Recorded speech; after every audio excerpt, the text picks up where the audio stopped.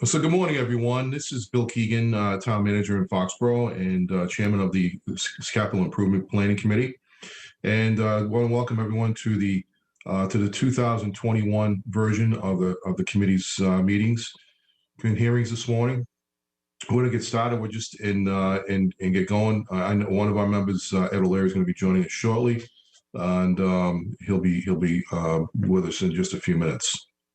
So this morning, I'm joined by Amy Burdos, who is the Superintendent of Schools, Chris Gallagher, DPW Director, and representing the Board of Water and Sewer Commissioners, Larry Uwe, who is the representative of the Foxborough Advisory Committee, and who's also the current chairman of that committee. Ed O'Leary is representing the Foxborough Board of Selectmen, who is also the current vice chairman of that committee as well. Also joining us today in support of the committee is George Samia, Director of Finance, Marie Almodova, Director of Accounting and Assistant Finance Director, and Mike Johns, Assistant Town Manager and Human Resources Director for the Town of Foxborough. Today, our goal is to meet with all of the departments who have made a request for funding for a capital project or an item that qualifies for funding. Give me 1 second. I'm just hearing from Ed O'Leary, so give me 1 second. I'll come right.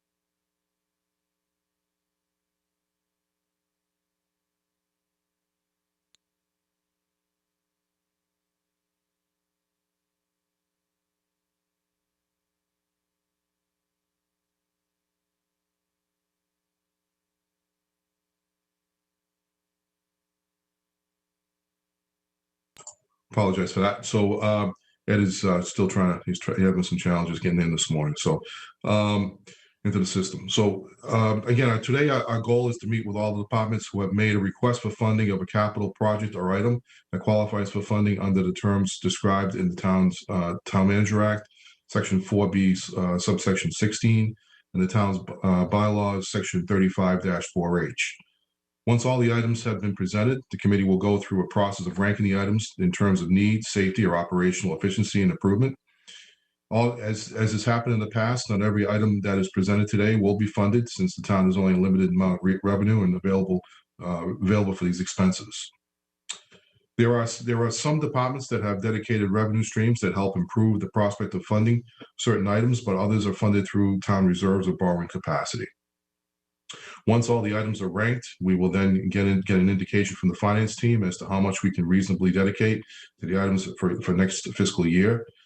Something that is a little different from the previous years is that we may be forced to delay funding of certain items for the fall of this year at a special town meeting, so we will have a better understanding of the town's ability to financially support those items that will be considered for deferral. With that information, as a backdrop to the meeting this morning, we'll begin with the first item is actually to approve minutes from previous meetings. And then we actually have two sets of minutes for the committee this morning. Actually, three people that can vote on are myself, Chris, and Amy, since all three of them were present at those meetings. Larry and Ed were not present at the meetings.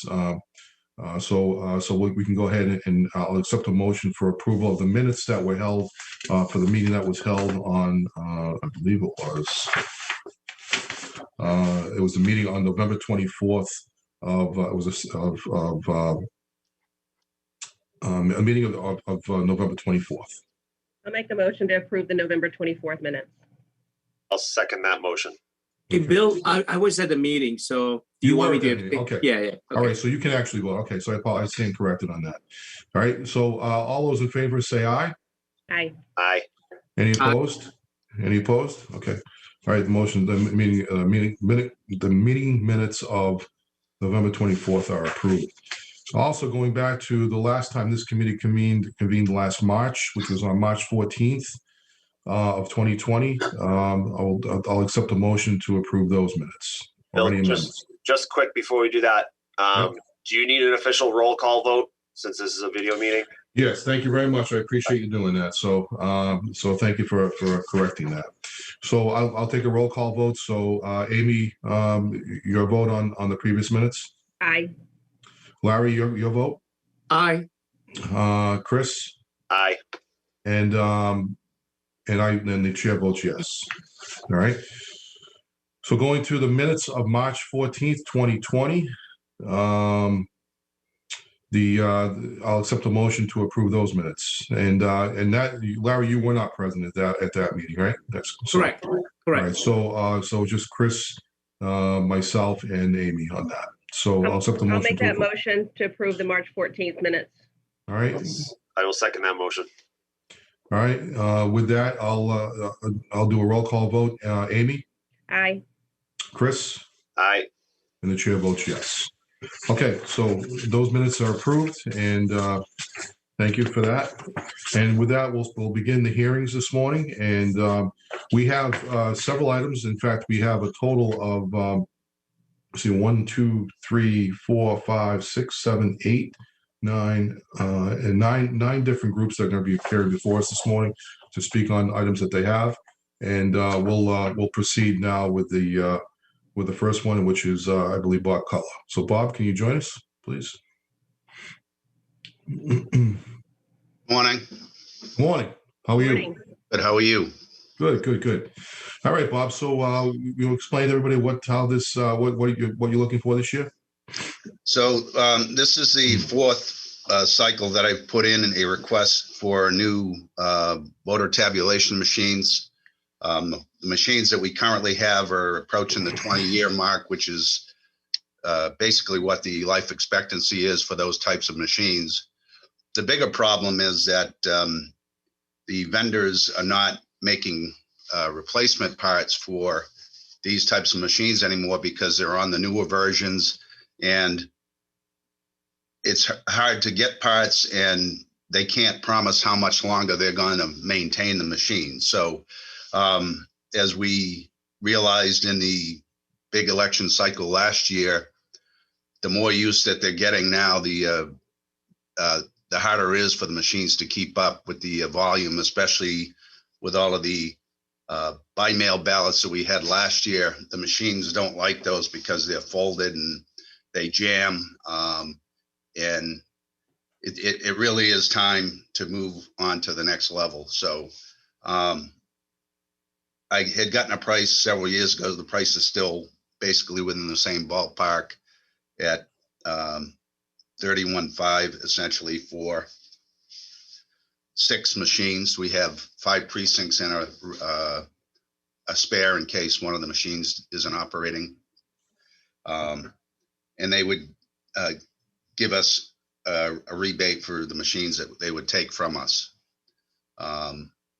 So that's essentially it. The way it works is that before the machines can get into use, the selectmen have to agree to use those machines. I think it's 120 days before the election. So we're in a down cycle this year. We have the town election, and then next year we would have 2 fall elections in 2022. So there is a good time now to get the machines, get the approval of the selectmen, and get them up and operational for the fall of 2022 would be when they would probably be used.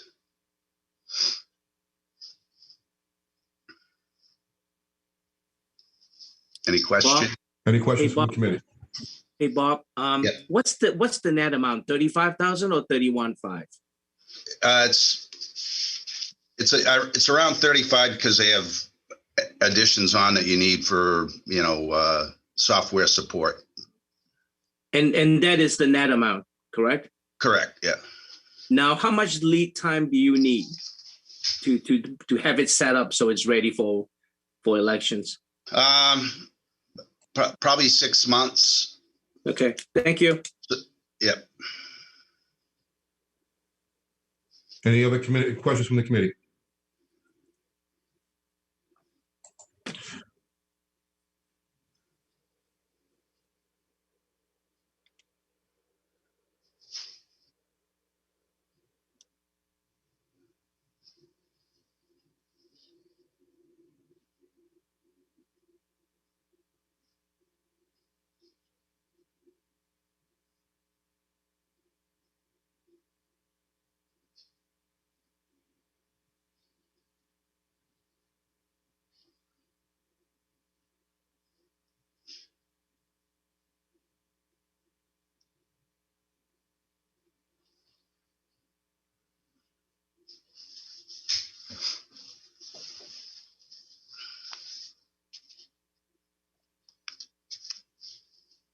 Okay, are you guys able to see my screen?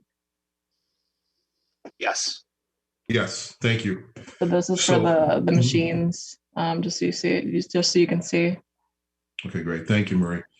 So there's only 2 machines on the market. There's 2 companies that make it. They have to be certified by the Secretary of State's office, for Commonwealth, and they only have 2 vendors that they've approved machines. So this vendor is ES&S and the other one is LHS.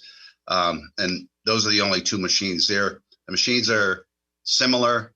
So it's just which bells and whistles do you like one over the other. But the pricing is similar. All right, any other questions from the committee?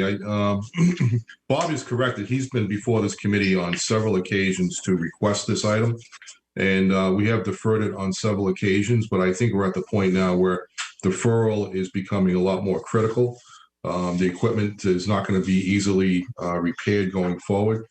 We are at a point now, although I think, that we're off, it's sort of an off cycle in some respects. So this could be one of those items that we look at to maybe for deferral into the fall to maybe pay for it, but I wouldn't defer it much beyond that. That at least that's my opinion of that. Certainly others can certainly weigh in on that, but I do think we're getting to a point where we really need to take a look at this seriously. Any other comments from the rest of the committee on this? Okay. All right. Well, thank you, Bob. We'll be letting you know how we proceed from on this particular item. All right. Thank you, guys. Have a great morning. All right. You as well. Thank you. Bye. All right. So one thing I didn't mention earlier, and I meant to do so, was that if for people to join us this morning, if they would like to, if they have questions that they wanted to ask of the proceedings, you can email me at bkeegan@foxborough.ma.gov. That's foxborough.ma.gov. foxborough.ma.gov, and you can and then ask me a question, and I'll bring it up during the proceedings. I'll read the question and ask the committee if anybody has any thoughts on it. So with that, we'll move on to information systems this morning, and Aaron Heyer is the director of IT for the town of Foxborough. And Aaron, you're on. Good morning, Aaron. Good morning.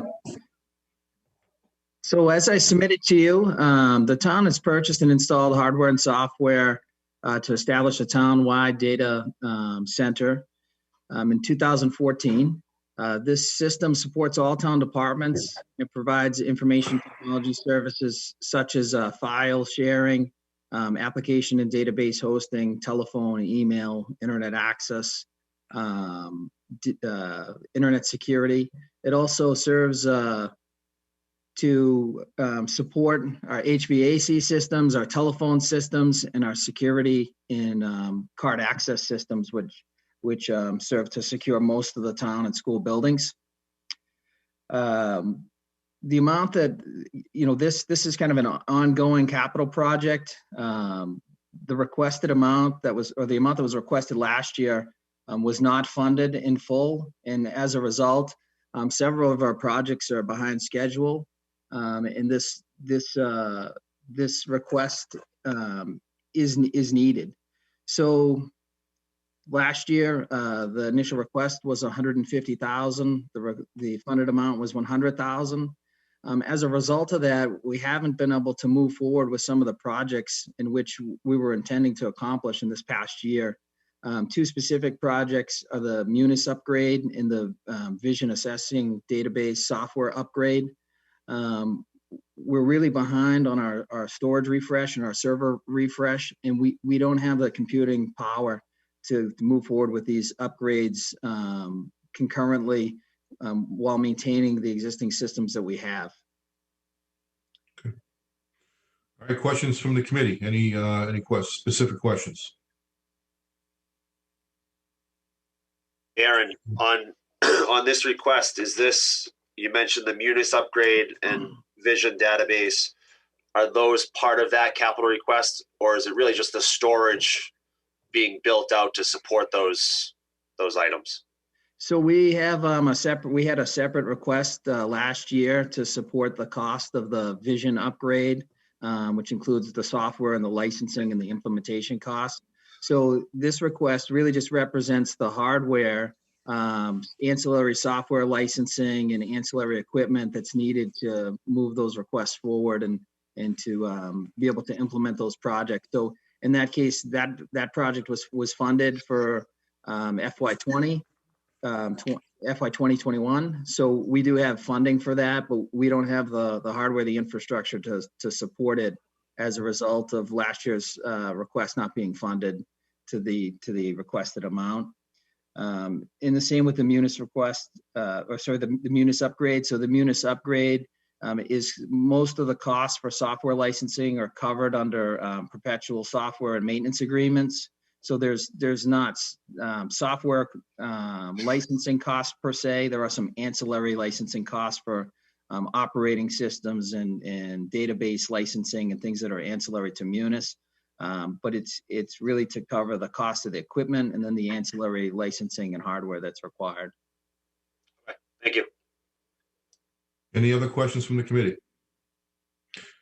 I have one, Aaron. And just so could you sort of spend some time talking about the critical nature of this particular request and why it's funding it to the level that is being requested? Why and setting it behind, what does that do to our systems overall? Because I think it's important that when we go through these capital improvement requests, there are many different reasons why it's important to fund them, but we also have to speak to the ability of whether or not we can delay them or defer them to other times. And if there's a reason if there's a critical nature to them, obviously it's something we need to give more serious consideration to it and look at the timing of that request. So could you speak to that a little bit, please? Absolutely. So I think in some cases when a capital request comes forward or we're asking for money for a project, for instance, I'll give an example of computer replacements.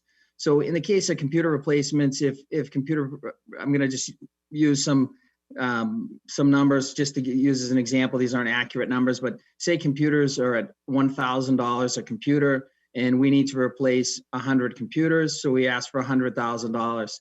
In that case, if that request is reduced to say $75,000, we can buy 75 computers, right? And we're able to move forward with the deployment and a refresh, but we may fall behind in certain departments. We may be able to prioritize or look at equipment or other funding sources to continue or address other issues. In the case of these projects, in last year's projects and in these projects, not being able to support the whole request, right? It's like having a bicycle or buying a bicycle and then not having a front wheel. So we're not able to ride the bicycle yet. So this request being funded in whole is very important because we're not able to per se scale back and still be able to meet our objectives, what we're trying to do. In some cases we can, in some cases we can, and in this case is one of the ones where we're having a difficult time doing that. In terms of the urgency of the request or what will happen if this is further delayed, both our Munis financial system, which is used throughout the town, it's used for all the financial accounting and budgeting, record keeping, right? Payroll, accounts payable, accounts receivable. So there's a number of the creation of tax bills. So all of the financial functions in town. This system will be coming end of life. So it was becoming end of life this coming year, but it's been pushed out 1 year. These upgrades, though, they take upwards of 16 months to fully implement, right? So when we start working with each department, we start working with Munis, we start doing planning, we have to implement all the hardware and the ancillary server needs, right? These can take up to 16 months. So at this point, that system's becoming end of life. Why that's important, as we know, every day we hear on the news about, cyber crimes, right? Phishing, potential risk and loss due to digital breaches or security breaches. in order to maintain our systems and keep them secure, we must be running the latest versions in order to get updates for security patches. So Munis won't be continuing to maintain that software, supporting it for infrastructure, but they also won't continue to support it in terms of security enhancements either. And that's the same for the Vision software, the Vision software which we use for our assessing and being able to create the assessments throughout town. You know, that software became end of life this year, so that was a critical project for us to move forward with.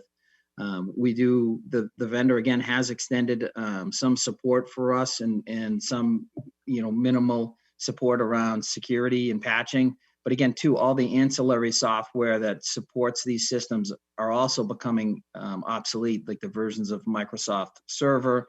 So it's important that we move these projects forward so we can keep these systems secure and we can ensure the business continuity of the town. Adjunct to that, in terms of these projects, I mean that really is the same issue we face, with whether it's keeping our storage systems up to date, keeping our servers up to date, our software up to date. We really need to do this more now than ever. With COVID, we've become reliant on these systems, to keep our business operations running, and having these systems, modern and able to support the work that we need them to do is vitally important. Thank you, Aaron. I appreciate you clarifying that, and that's really important information for everyone to hear. And I think there's no question that this year has sort of proven the fact that if having good systems in place are critical to the operation itself. And but I will say that your department in particular has done a terrific job of supporting us throughout that effort. And when you say you need something, clearly you've proven the fact that over and over again that it's needed for a good reason. And so we so we'll have to take that into full consideration as we deliberate later on this morning. Any other questions from the committee? I want to note for the record that Ed O'Leary is on the call right on this morning, has joined us. So I'm glad to see that he was able to get through his computer issue this morning. So glad to see you, and thanks for joining us this morning, Ed. So then, Ed, I don't know if you have any questions. You've been on for a few minutes, but I don't know if you want to say anything at this point. You can just want to unmute yourself for a second. Are you there? Okay. Maybe we can unmute all of us right now for the time being, if that's possible. Oh.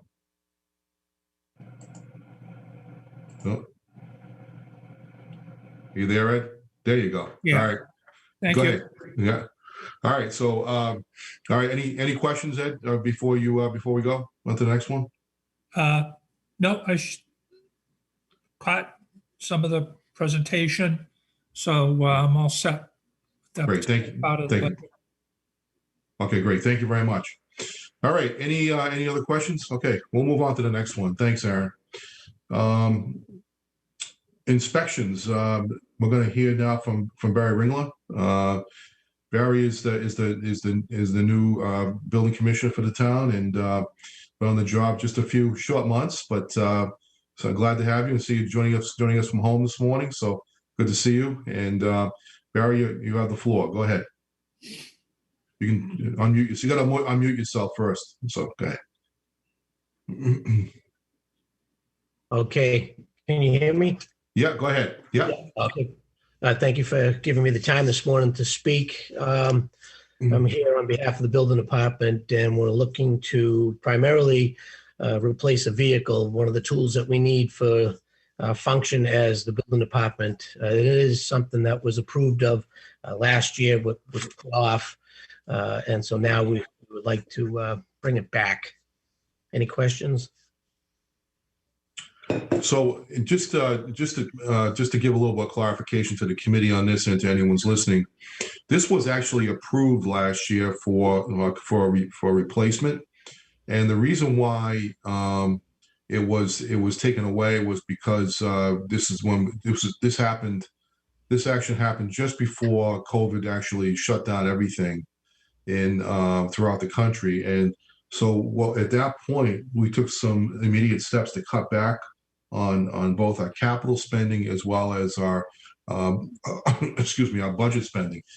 And as a result, this was deferred into this year again. So clearly what's happened is that these things have gotten to the point now where it seems like it's 11 years old with over 89,000 miles. Some would say, well, that's not a lot of mileage, but it's actually, because it's used quite a bit on a regular basis around town. It's not like a typical mileage. This actually gets some pretty rough mileage wherever it's used. This particular vehicle, it's like a police cruiser. They may have 120,000 miles on it, but it's really hard, 120,000 miles, which then results in more expensive fixes and repairs to the vehicle itself, and then it starts to fail. We're at the point now where this vehicle is getting close to that, where we're starting to see some things start to fail, and the repairs. I think, Chris, can you speak to the repairs of this vehicle particularly? Yeah, just to build on what you were saying, Bill, this is a truck that goes out to construction sites. So, it's not just driving down the roads in town. It's on, some rough terrain, whether they're new subdivision roads or other construction sites that this truck's going on. When we do get it in for repairs, it does usually take lengthy, it's multiple days, if not a week, to do repairs on this truck.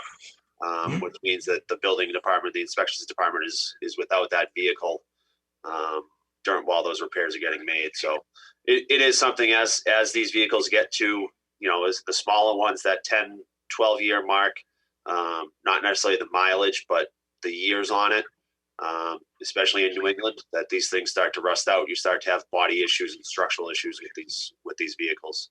And this is one that has been identified by the equipment maintenance supervisor that should be replaced. Okay. And we rely on them quite a bit for their recommendation on these vehicles. Any vehicle that is up for a replacement goes through a pretty thorough inspection through our maintenance team, and then they make the recommendation as to whether or not it's time to replace or to continue to repair. It gets to a point where it's diminishing returns, where we start to cost more to repair it than it is to keep it than to replace it. Okay, any further questions from the committee on this particular item? Bill, I have a question. Yeah, go ahead, Larry. Barry, Yes, how many cars or trucks do you have in the inspection department now? We have one. The truck? The truck is the only truck that we have for inspectors to use. Okay. Now it looks like a Ford Focus parked at the town hall. It's a Ford, it's a small car. Is that part of inspections too? That could be used for inspections, yes. I know it's not a truck. It's just a small car, but okay. So you have two. Just to clarify, Larry, there are two vehicles, but we only have one truck, and that's correct. Usually the one that used on the construction sites. We have a car that can be used for the less construction-oriented type of inspections. We do a lot of inspections beyond that, as you know. So this is the one that's actually used more on the construction sites itself. Correct. Okay, thank you. Okay. All right. Any further questions from the committee on this item? All right. If not, we'll move on to municipal buildings. Who's going to join us from municipal buildings this morning? Thank you, Barry. No, thank you.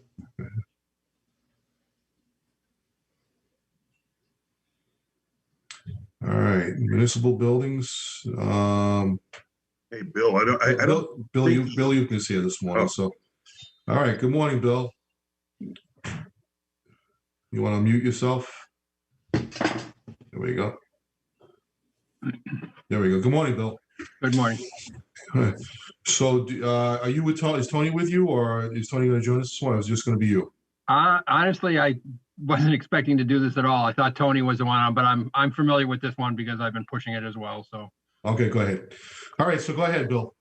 So, as you know, and this has been an issue that's been raised probably the last 2 to 3 years with the state hospital laundry building demolition, and it's a critical concern. I think from a safety point of view, I think you all know, and the police probably are can attest to this on a daily basis, that we continue to have problems with kids breaking into it and using it as a a number of things, using it as a clubhouse, using it as a place to take drugs. We found all kinds of needles and other stuff there. We did have the DPW Tree and Park did a great job clearing the trees on one side to eliminate some of the site issues that we couldn't get to. But this has been ongoing, and it's really, I hate to say it, it's not if, it's when something bad goes there. And we've been saying that for the last 3 years. The bright side of this, if the work is done, is it creates a great location for the town to expand its either recreation or passive use area. And it could be quite an asset to the community. However, at this point, like I said, it's a real liability with a lot of concern. I'm inclined to agree with you, Bill. It's something we've wanted to get, and that again was one of the things that we had on our list last year for consideration, and then I think was something that we had to defer on, given the circumstances. So any questions from the committee on this? Bill, on this one, I know the abatement piece of this is one of the larger, or is a large portion of this, if not half, if not more. Do we know specifically, going back to the estimate on this, how much that abatement piece is versus the demolition? We've had prices on the abatement anywhere, and I got to be honest with you, I wouldn't really believe the low one, which was about 65,000, up to about 85,000. The issue really, as you're pointing out, is a lot of it's underground asbestos on piping and stuff like that because of the way the building was used as a laundry building. So it's more expensive because you actually have to unearth some of it, and you have to do some of the demolition, which means you're doing a contained area with demolition, which is what's raising the cost. But again, it's quite a piece of property for the community. It's for $100,000 cost. You could never buy this type of a lot for the community for any use, period. Any other questions from the committee? I think that's actually true, and I know it's true that we talked about this quite a bit in the previous meetings, that it's the abatement of the site. When we say abatement, it refers to the asbestos abatement, or some of the materials that are on the site itself that have to be taken, specially treated and taken off the site itself. So that's something that we have to deal with, and it's a much higher cost, as you might imagine, to take and remove that stuff and take it to a special facility, which really increases the cost of taking the building down altogether. We've talked about different options over the years about maybe turning it into like a picnic area, but it's also been talked about as an area for future considerations. I know that it's even been mentioned as a possible site for a community center at some point too, as one of the option locations for that type of use as well. So there's different things that we could reuse the property for, but unfortunately right now, the way in its current position, we cannot do much with it. But I do think it's something that really has to be given some serious consideration by the committee as we proceed forward this morning. Bill, All right. Bill, I'm not on the committee, but could I say a few words on this item? Sure, go right ahead. Go ahead, Mike.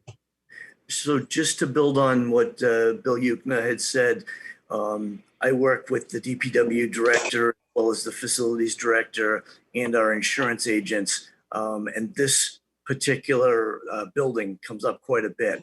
So as Bill Yukna mentioned, the Tree and Parks Department was busy this fall out there clearing brush and trees to allow the facilities department to get in there and once again replace the plywood on the window openings. I have to agree with Bill Yukna that this is a hazard, and at some point we do need to address it. And our insurance agencies have have flagged this to us, and we've actually increased the liability insurance on this building this year to help protect us should somebody get hurt there. And as Bill Yukna said, it's not if but when. So this is at some point we do need to close this off from any access to people who might want to get into it. I think one other point is, we have a fairly good sized residential base that's right around this building now, with, what Doug King built in that area as far as condos and apartments and stuff. And I don't think it's also fair to those citizens, to be honest with you, to have this in their backyard in the decaying condition it is. And obviously they've dealt with some of the noise and some of the issues that have gone on from there as well. So that's a minor concern, but I think it's still a concern you should have. It's not like it's hidden in the woods someplace and nobody knows it's out there. So. All right. Well, thank you very much, Bill. I appreciate that. And we'll move on to the next issues. Any other items under municipal buildings at this point? I think that's the only one that I know of, right? Correct. Okay, great. All right. Thank you very much, Bill. Thanks for that input. Let's move on to the next one. So that actually it's schools. So I'll turn it over back to Bill Yukna. Go ahead, Bill. Okay. So obviously we knew this year was going to be a tough year relative to finances all around. So typically, as you know, we've requested $200,000 under our tech line for replacement of computers and network changes, upgrades, to the systems and stuff. But working with Aaron, relative to the town side money and this money, we kind of came to what's critical. We've been fortunate this year to basically buy most of our, if not all of our computers through grants because of the COVID relief. So we have been able to not use the money that we needed to normally would need to do computer replacements. And between that and this $100,000 we're requesting and what Aaron's requesting for the town side, that's what kind of makes the entire possibility on storage and network upgrades a potential possibility. It's still, I think Aaron pushed this point, it's still extremely tight. We've gotten prices much higher than what we're asking for out of these three buckets, but Aaron's done some really good work with different options and ways to get this to work in a price range that we think we can manage. But you got to understand what's really critical here on this, especially with the storage update, which again is quite aged at this point. When I got here about just over 9 years ago was when we started building those data centers. I think it was the year after when Aaron really came in that we really started pushing the data center concept to the town to protect everybody. The major issue, if you really think about it, is we've had some attacks already, but because we had the kind of storage we had, we were able to basically replace and rebuild based on the storage. With the ransomware type of attacks that are happening to cities and towns across the country, without the appropriate backup scenarios and processes, we are extremely vulnerable in one of those ransomware attacks. Aaron's done a phenomenal job on putting in firewalls and making sure those are up to date as much as you can. But unfortunately, and I don't mean any disrespect to our employees, but unfortunately people do make stupid mistakes and they open up things they shouldn't open up. And at times, before they are willing to admit to us that they did it, it's too much damage is done too quick. So having the right storage for the town as a whole. So again, we're doing this as a cooperative thing. This is not just the schools, not just the town asking for the financing. We're asking to put it together as the group of us to be able to build this thing back to make sure we can keep and control and minimize any losses that we would have on our side. And again, with the expansion of technology through town departments as well as schools, obviously the stress on storage is even higher. So the storage equipment is old at this point in time.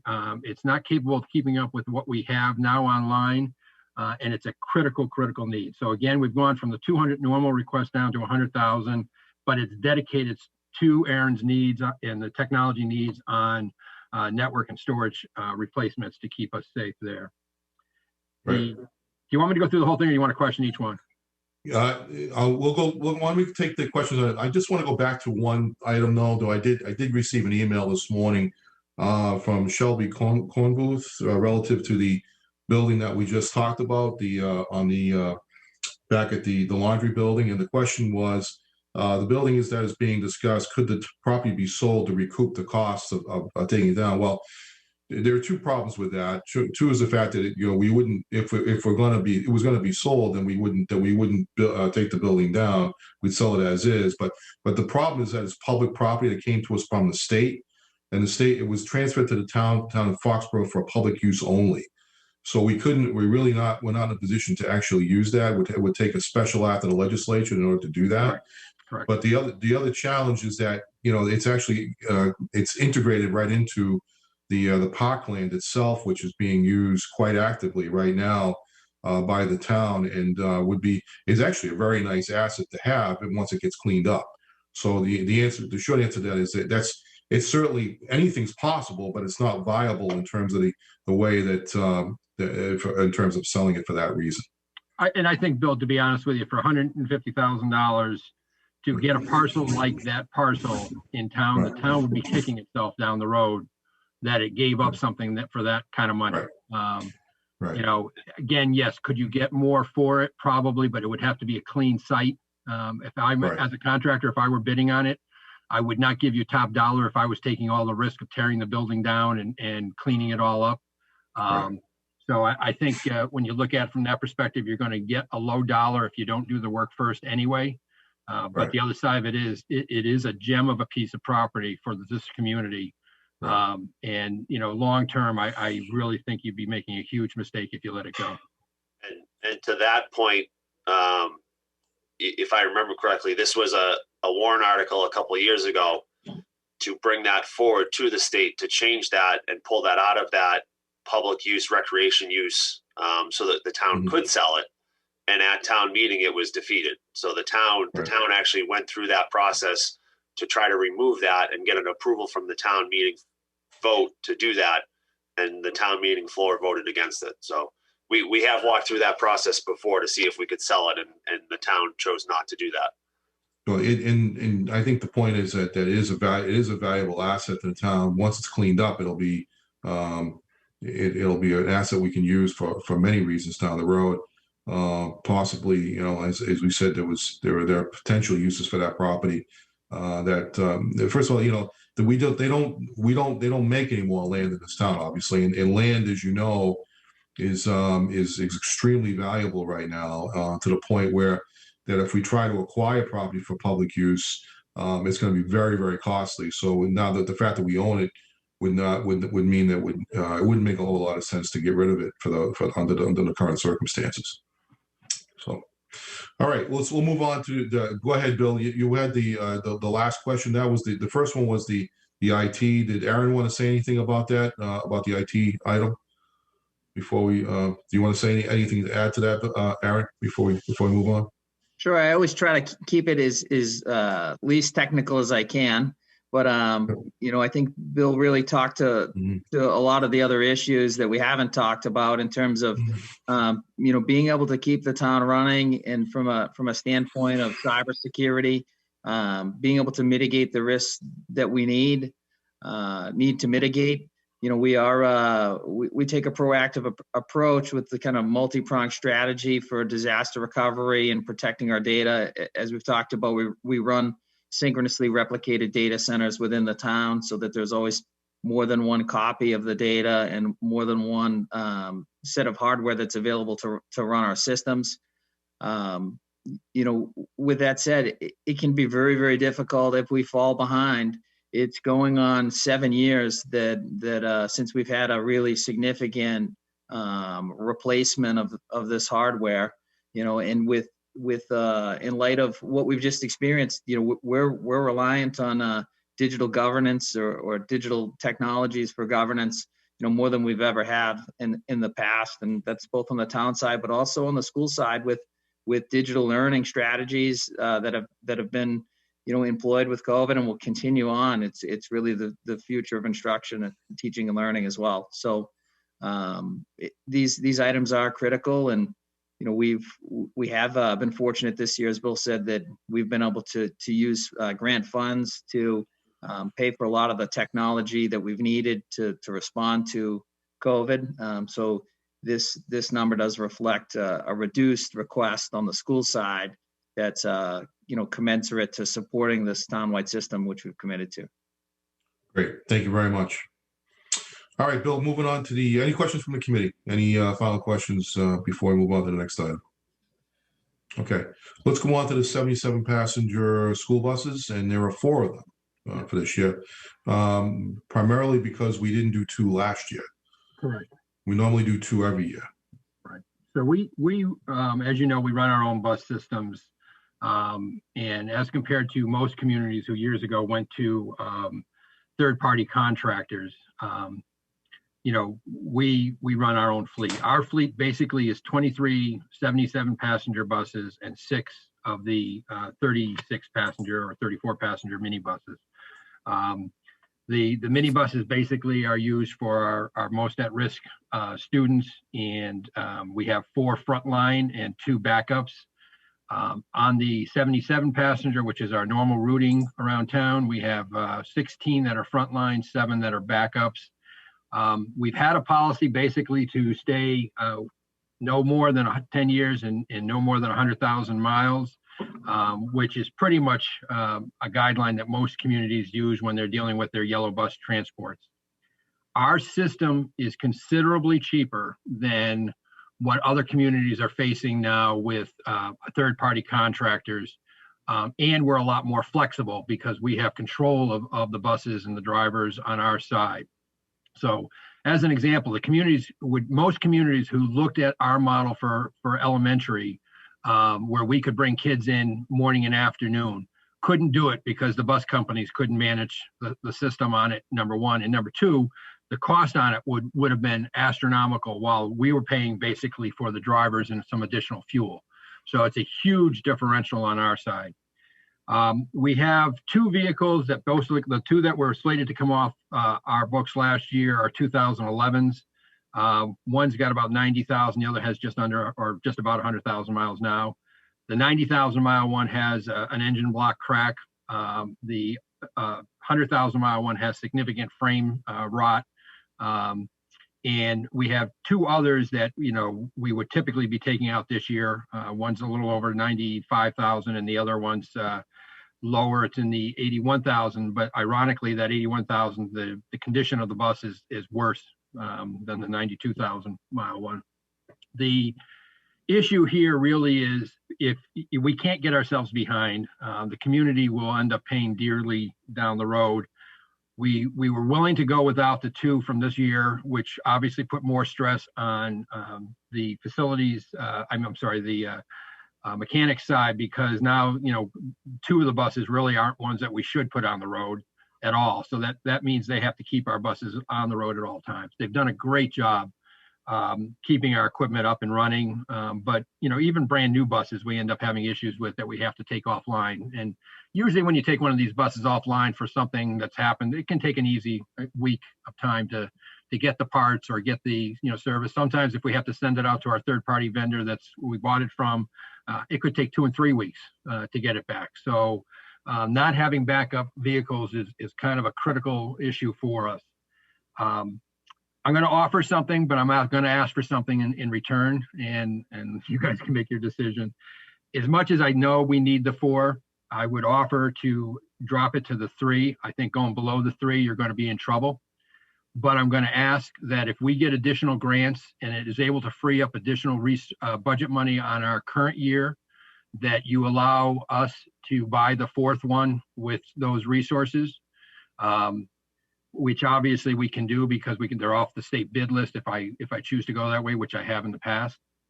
And that would basically save the town from another problem, because otherwise next year I'm going to be looking at 3 again. So this is not, you're not going to do it. This is when you're going to do it. So again, I'm willing to kind of roll the dice on the 3, and if I can get the 4th, great. If I don't have the money to do it, I don't do it. But technically under the town's bylaws, you just need to consider it. You don't need to approve it. So if you at least consider it, but I would like your blessing that you would have my support or our support from potentially going for the 4th one if we have resources to do it. Thank you, Bill. Any questions from the committee? If I can just add to what Bill just said, talking to Adam Rule, who's the equipment maintenance supervisor, he said similar things on the buses. In 2011 was an interesting year because we have 5 buses that were purchased, or 5 buses that are 2011 in year. He mirrors what Bill said, that 3 of those 4 are critical to move forward with replacement. So that's, I will just second kind of what Bill said in that 3 of those 4 buses are critical to be replaced.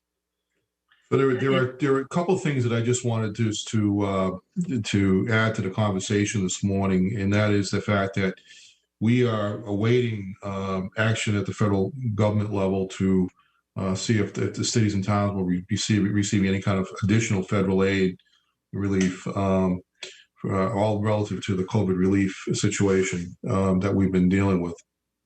And if that happens, we could be receiving several $1 million on the state level.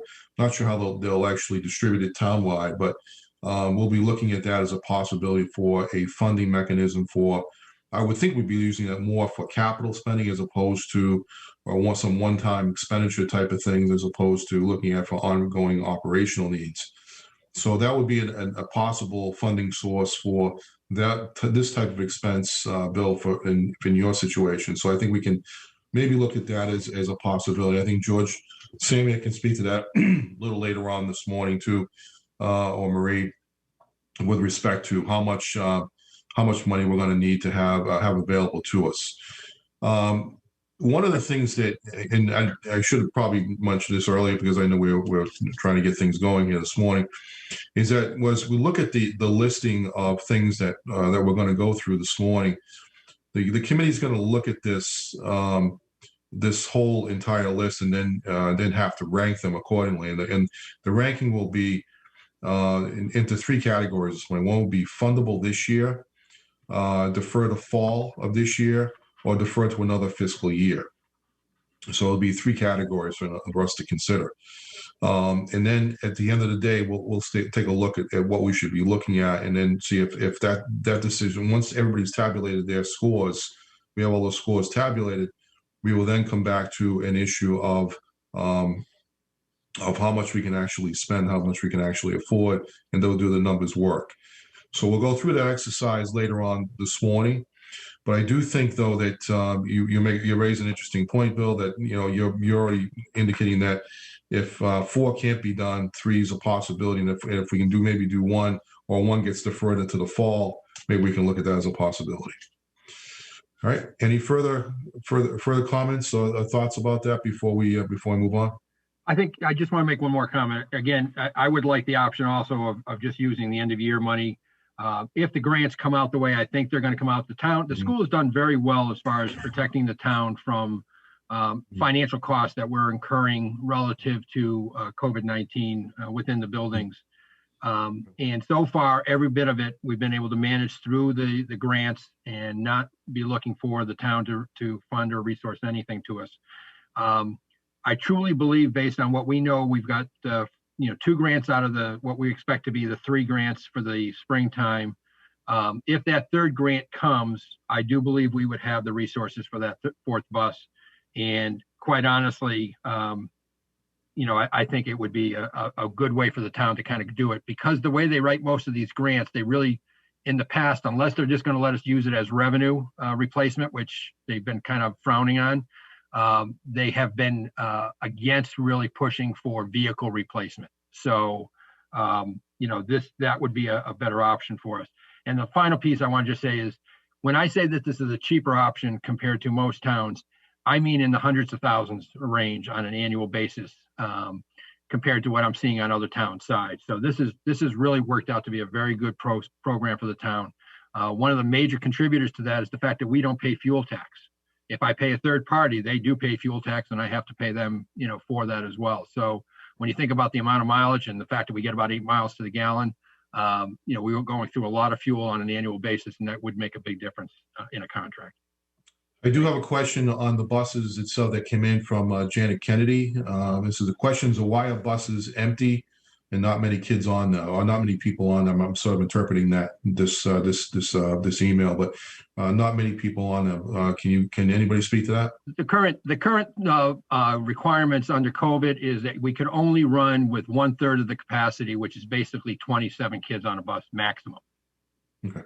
So that's why we're running in cohorts the way we are. That's why we're running AM and PM elementary school, is because we literally cannot transport the kids on the buses.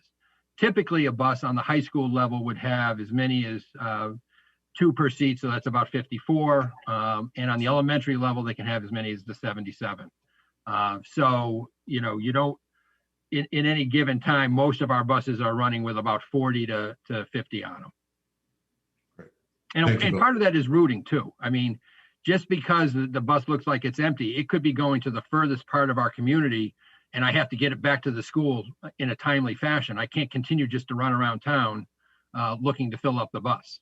I've got 20 minutes from the high school's pickup to get to the middle school and continue the routes. Okay. All right, thank you. Anybody else? Anyone have any further comments on this particular item? Hey, Bill Yukno, it's Larry.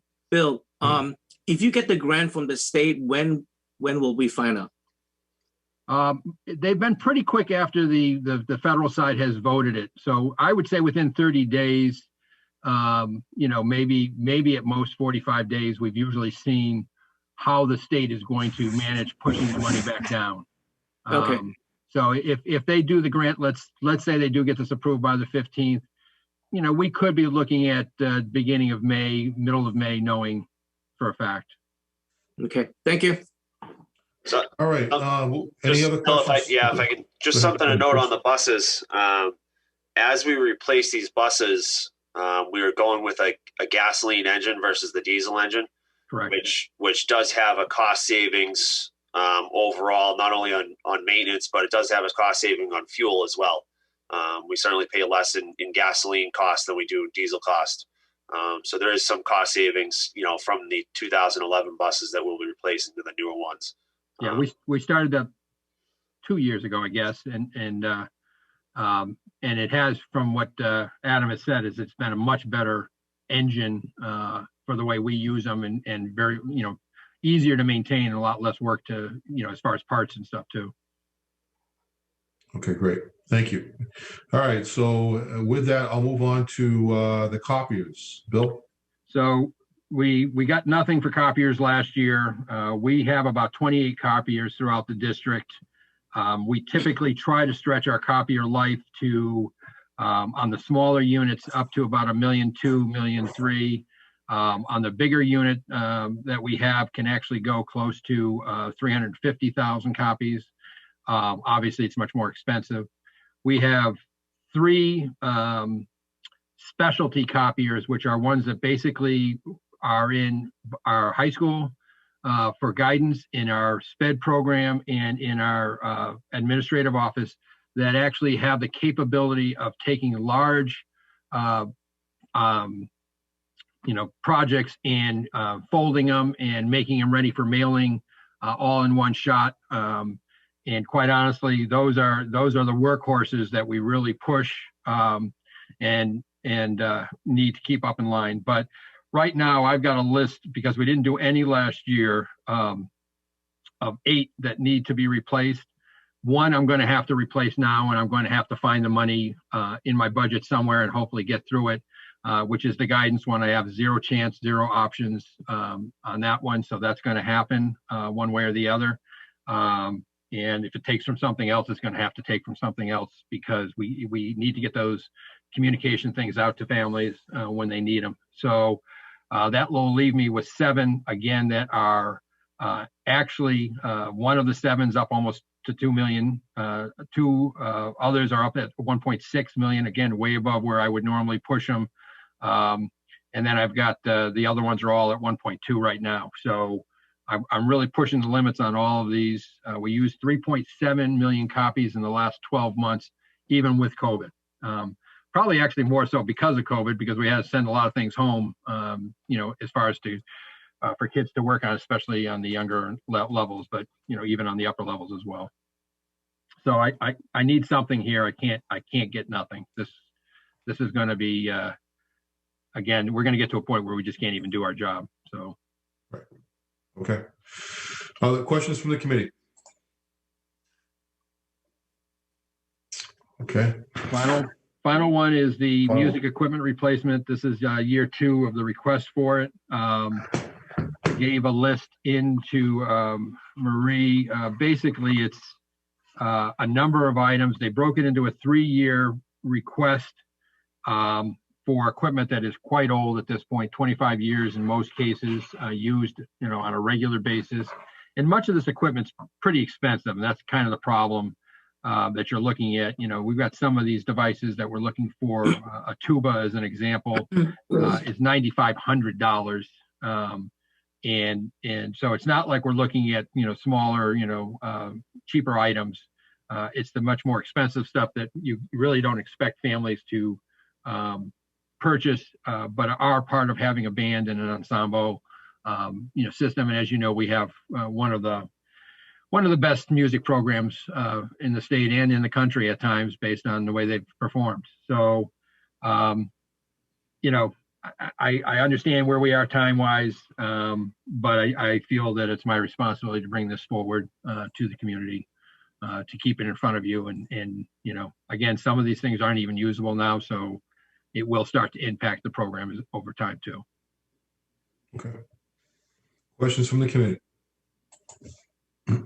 I'll just add that with all of the music equipment that we've had, the reason we've been able to have so many of the pieces for as long as we have had them is because of the work within our music department and how they have repaired them and the care that has taken for those particular instruments. So in many places, these wouldn't have lasted near to the length of time that they have. And somebody asked a question previously on this. I think it was one of our school committee members. So I think it's probably an important one to add, is that when you're looking at this, these are sometimes second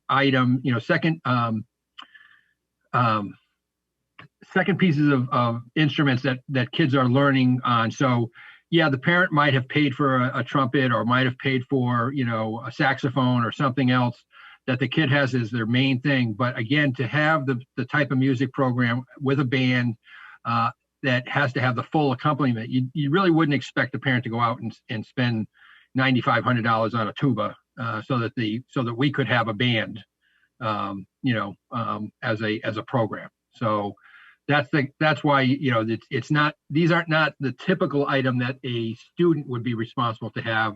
They are the item that you would typically expect that the school would supply. I will also say we did have a huge item on this, and that's why this has dropped a little. We had the risers for the choral and band side, which were really a safety issue to us last year. Again, I took money at the end of the year to buy those because from a safety point of view and from an insurance point of view, I didn't think we could continue to use what we had. We were stealing the one from the middle school on a regular basis if it was a major performance, which was deteriorating the value of that one. Every time it moves, it obviously does not survive as well because of the way they are. So we did buy that, replace it, and we did it out of end of year money that we were fortunate enough because of the CARES Act to have, and we still gave back to the town about $370,000. Thank you, Bill. So just a question. Have we exhausted all possibilities in terms of other ways to pay for this? Are there any other viable ways to pay for this other than through the town funding? In other words, are there endowments or grant programs or other ways in which this could be paid for? Because I don't think there's any question about the need of it, because I do believe, I personally believe, and based upon the amount of awards that this music program has won, as well as all the recognition it gets, and how well recognized it is throughout the country. Have we looked at any other ways to fund this other than through funding it this way? Have there been any other ways to do that? I think you know as well enough, Bill. We use every grant that's made by man to support schools in any way it can. Unfortunately, there really aren't grants that we've seen on the music level. You know, we see them sometimes on the library level or, you know, obviously on curriculum level, but we haven't really seen anything on the music level at this point. The boosters for the music program, which are extremely active and an extremely supportive group, do pump money into this program on an annual basis. And I mean a lot of money, you know, to do the other things that the town isn't being asked to pay for. I mean, the uniforms years ago were given by, you know, a supporter in the town at a cost of almost $50,000. So yes, I think we do that on a regular basis. We look for anything. We've gotten donations from community members on equipment over time, which has been greatly appreciated. But this is, you know, you're looking in this particular case, again, you're looking at about 170,000. And at this point, you know, we have not found any other resources available to us to try to chip away at it. And we'd be happy to do so if they were, but. Fair enough. All right. You know, sometimes it's important for everybody to hear that because, you know, obviously I think it's important for the public to know too, that we're not, when they come before us, it's usually because there aren't any real other viable really options to do this other than to look for a public funding source to actually pay for them. But I think you're right that it's important that it's stressed that there are a lot of things that never come before the committee because they're paid for through fundraising efforts or other ways in which it can be paid for through some sort of a grant or endowment program. And I think it's important to just note that for the record so that people don't think that we haven't exhausted every option possible before they get here. All right, so any other questions for the committee on this particular item? Okay, I think that does it for the school requests. At this point in time, we're going to move on to the police department, and I do believe we're almost right on time. All right, so thank you very much, Bill, in presenting all those items. Thank you. All right, so we'll go to Chief Grace is joining us this morning. Good morning, everyone. How are you? Michael Grace. And I will do my due diligence to stay within my timeline. All right. So I will be quick. So I have one CIP request this year. This was discussed in the fall with my last year's budget. As I ended it, there was a surplus that would have paid for this, but that under the procurement process, it couldn't be done. It had to come to this committee. So that revenue was turned back into the town. This year, I'm looking at a body camera program for the offices and for the town of Foxborough. The initial request is a cost of $97,000, but this CIP request is down $20,000 as there's two parts to a program like this. Is one, you have to actually purchase the cameras, and two is the reoccurring cost of the data storage, which is massive. I think I've heard enough from the town how challenged it is to stay up on technology. And so the town would not be responsible for maintaining the massive amount of data on the cloud. This would, the agency that would be providing the service would be our point of contact, and they would be responsible for it. So that is about a $19,000 cost. So I'm going to leverage about $4,000 out of my current budget. And then I'm going to add $16,000 to pay for that. So that way next year, I'm not sitting in front of this committee asking for more money. It would be finalized. The body camera program, I think, without a doubt, speaks for itself. Historically, law enforcement in the Northeast, technology-wise, is between 5 and 7 years behind on the West Coast. When we talk about a 21st century policing agency, we talk about transparency, we talk about increased training opportunities, and what body cameras do to a police agency is they just do that, and how the officers do their jobs. It increases civility within when dealing with calls for service. It collects additional information on these calls for service. and the training opportunities that come out of this and what is captured is unbelievable. Chief, real quick. Yes. I believe you have a PowerPoint or something you wanted to share. Yeah, I do. There's a video in it. I'm gonna try to not bore people with PowerPoints because I think this is a kind of a clear-cut liability issue, and I think instead of talking about words and presentations about study after study, it is clear that when police officers are liability bubbles.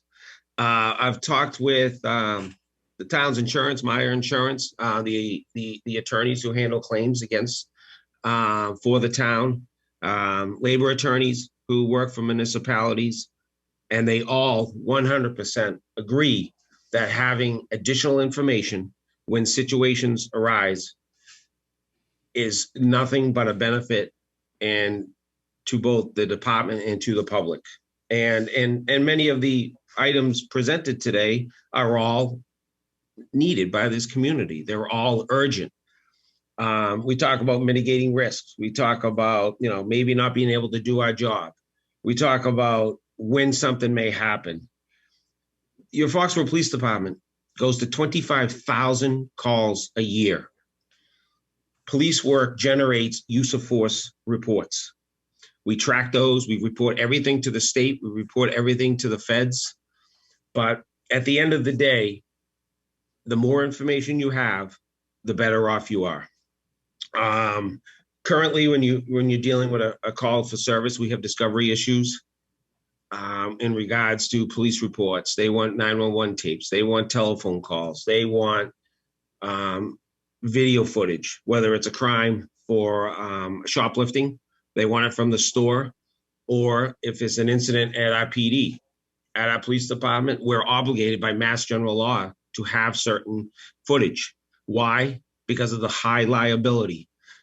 I can't stress it enough, what the urgency on this.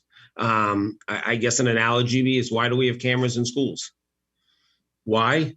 Because why wouldn't you? It's a high liability. If you can capture the information, you should have it. So this plan, I even have a video, but I don't think it's necessary to put that video out there, how it breaks down use of force scenarios. There's different options with capturing footage. There's in-car video, and then there's body cameras.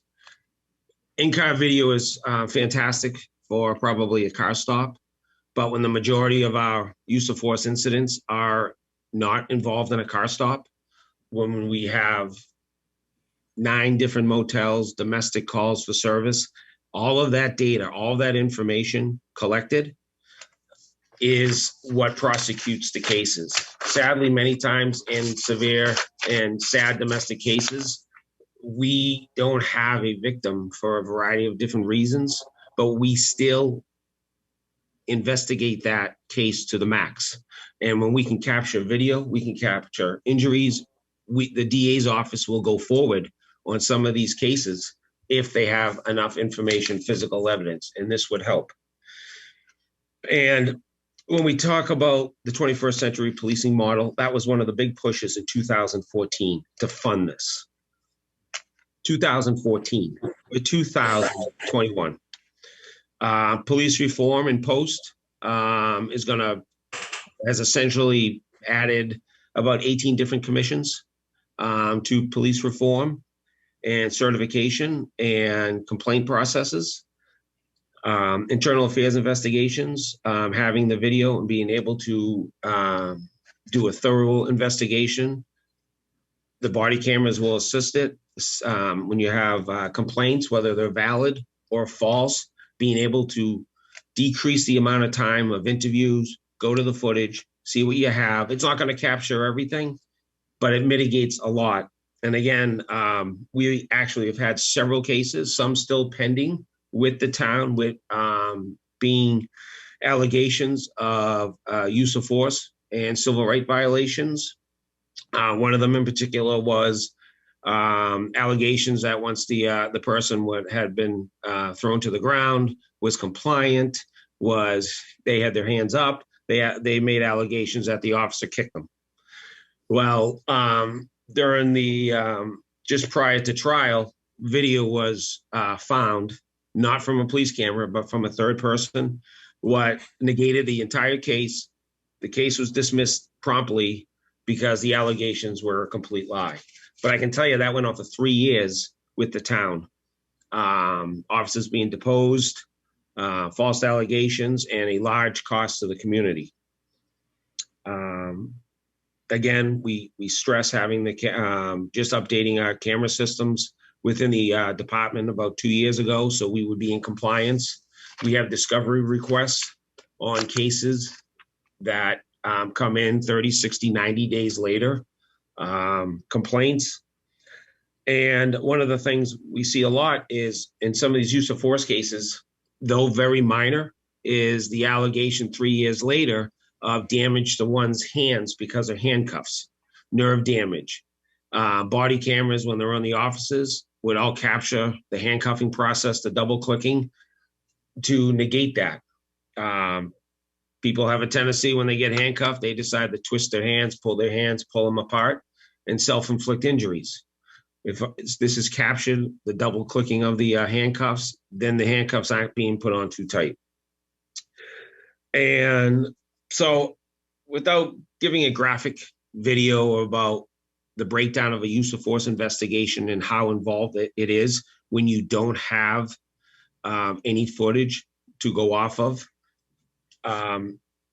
it becomes very, very difficult to connect the dots. So budget-wise, essentially the money that I had last year would have already funded this. That was returned. And I'm just asking for this, for the CIP committee to really look at this one item and how this would protect the community and really offer this transparency. I can tell you this last year, I get asked a lot from all over the country about what is your camera program? What's your body camera? And then when the question is, I don't have it, the next question is, well, have you asked for it? I've seen a big push from the Mass Chiefs, all the chiefs working right now currently, that this is coming down the road, without a doubt. Your police department is out there doing the job every single day. They do a great job. Some of the officers are openly asking for it because they just want to be able to do their job and be protected. Any questions? Okay. So thank you, Chief. Any questions from the committee? Chief, how many cameras would this purchase for the town? This would be 40 cameras for a one-time cost with the, as Aaron always told me, buy a maintenance plan. Because then it covers you for no cost moving forward. If anything were to break on them. Offices, if you get into sharing cameras, you have to get into sharing who's logging it in, going in, reprogramming that camera for that officer. And based on the research, police officers have their own radios. It's all keyed to their ID. It transmits when we don't share them, so we know who's using them. They have their own tasers. So there's an ownership issue to this. There's also a protection issue. When you own something, you're responsible for it. There's no, I don't know it was broken. So having a workflow for any of the equipment would be streamlined as well. Plus you get into charging and keeping them charged, and running 24/7 turns into a battery issue about how many batteries, who's got it, who charged it. If it's yours, it's in your locker. The officers all have a plug in their locker. They charge it. They know it's part of their equipment, and off they go. So just ask a clarifying question. So you're having to pay for the cloud storage out of your own budget as an annual cost, correct? So this is just for the purchase of the cameras, and then you would be having to do the cloud storage through the agency going forward? Yeah, so instead of coming to CIP today and asking for $97,000, and then not have a plan in my budget for next year to pay the 20,000. I essentially sacrificed all of my expenses this year to incorporate that. So that way, because I knew it was a tight year. I know everybody has needs. So I tried to minimize the CIP request as low as I could get it. So that was the goal. Hey, Chief, it's Larry. I saw your presentation on the 20,000 on EdCop. So yes, you've done it that way. I just want to clarify the 40 cameras. It's only for the patrolmen, right? Your detectives are not wearing it. You're not wearing it. Well, it depends on the role that they play. We're not a normal agency. We don't run shift after shift, keep officers in certain roles. We run 43 events. Hopefully this year up at Gillette, detectives are in uniform in a variety of different roles. They work shifts. I'm up there. Even my deputy chief, my lieutenants, we're a hands-on department. We're not behind a desk. We're out there working. So we're part of this policy. We're not exempt. Okay, thank you. Chief, just a question. What's the life expectancy of the cameras themselves? How long do they last, and how often do you expect you'll have to replace them? Well, just like portable radios, like you take a Motorola radio, and this company is owned by Motorola, so we can say we can get 10 years out of a portable radio in best case scenario. So I would say between 8 and 10 on this. But when you have an expense that is up and coming, you got to start planning that replacement and not just show up. Oh, by the way, my radios don't work. So like in my budget, I have a communications budget that I'm rolling out, replacing batteries, replacing radios as they start to fail. So I don't foresee coming before the CIP asking in 5 years for another $79,000 because the camera's just expired. Okay.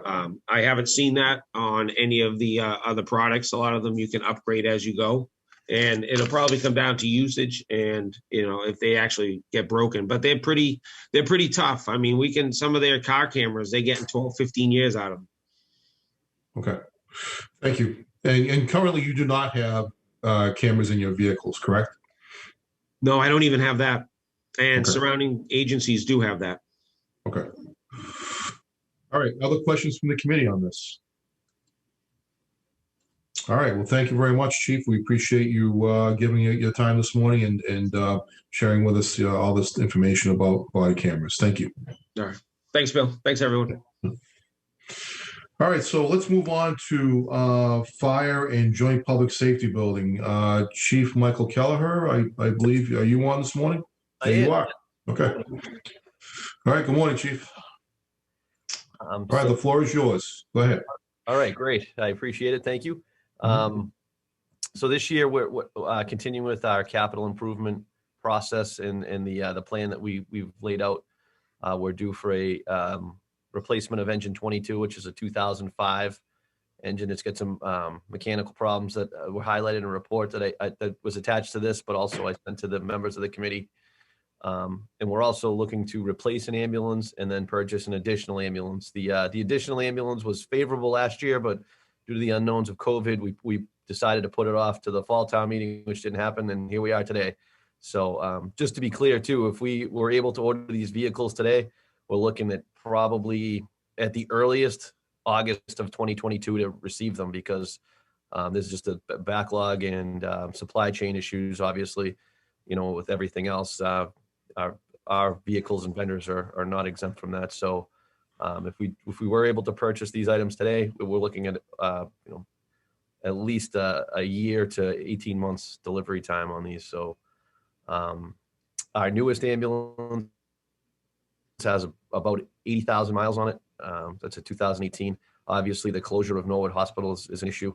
That's driving some of our mileage up, usage up, maintenance costs up, because we're going further. We're going to Boston a lot more, and outside of our regular service areas. So we're taking a different tack this year as far as financing. We're proposing to lease purchase these vehicles. Right now, the interest rate's about a 1.5%.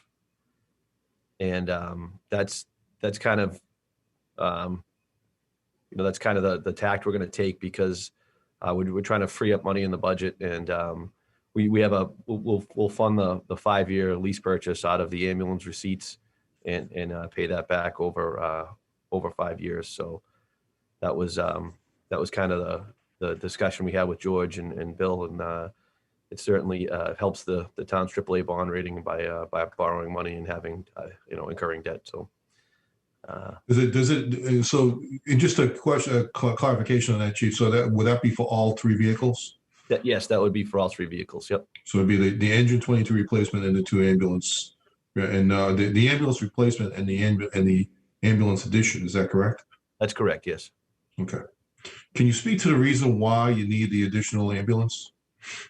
Yeah, I mean, now more than ever, with Norwood Hospital being completely out of service, our ambulances are tied up. We're doing in the neighborhood of 2,500 to 2,800 ambulance runs a year, and each one of those traditionally took about 90 minutes, and now we're over the 2, depending on where we go, it could be 2.5, sometimes even 3 hours that the ambulance is gone, and just the run volumes just increased dramatically over the last 10 years. So we're seeing that, and the need for the third ambulance is definitely something that we recognize going forward. So we're trying to plan for the future as well. And I'll just, as way of background, the listening, anybody who's listening this morning may not be aware that Norwood Hospital was effectively closed at this point in time.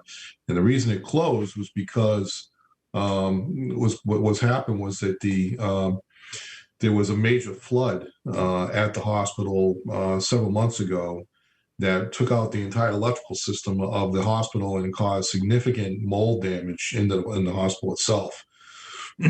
So as a result, the building has been deemed unoccupied, cannot be occupied.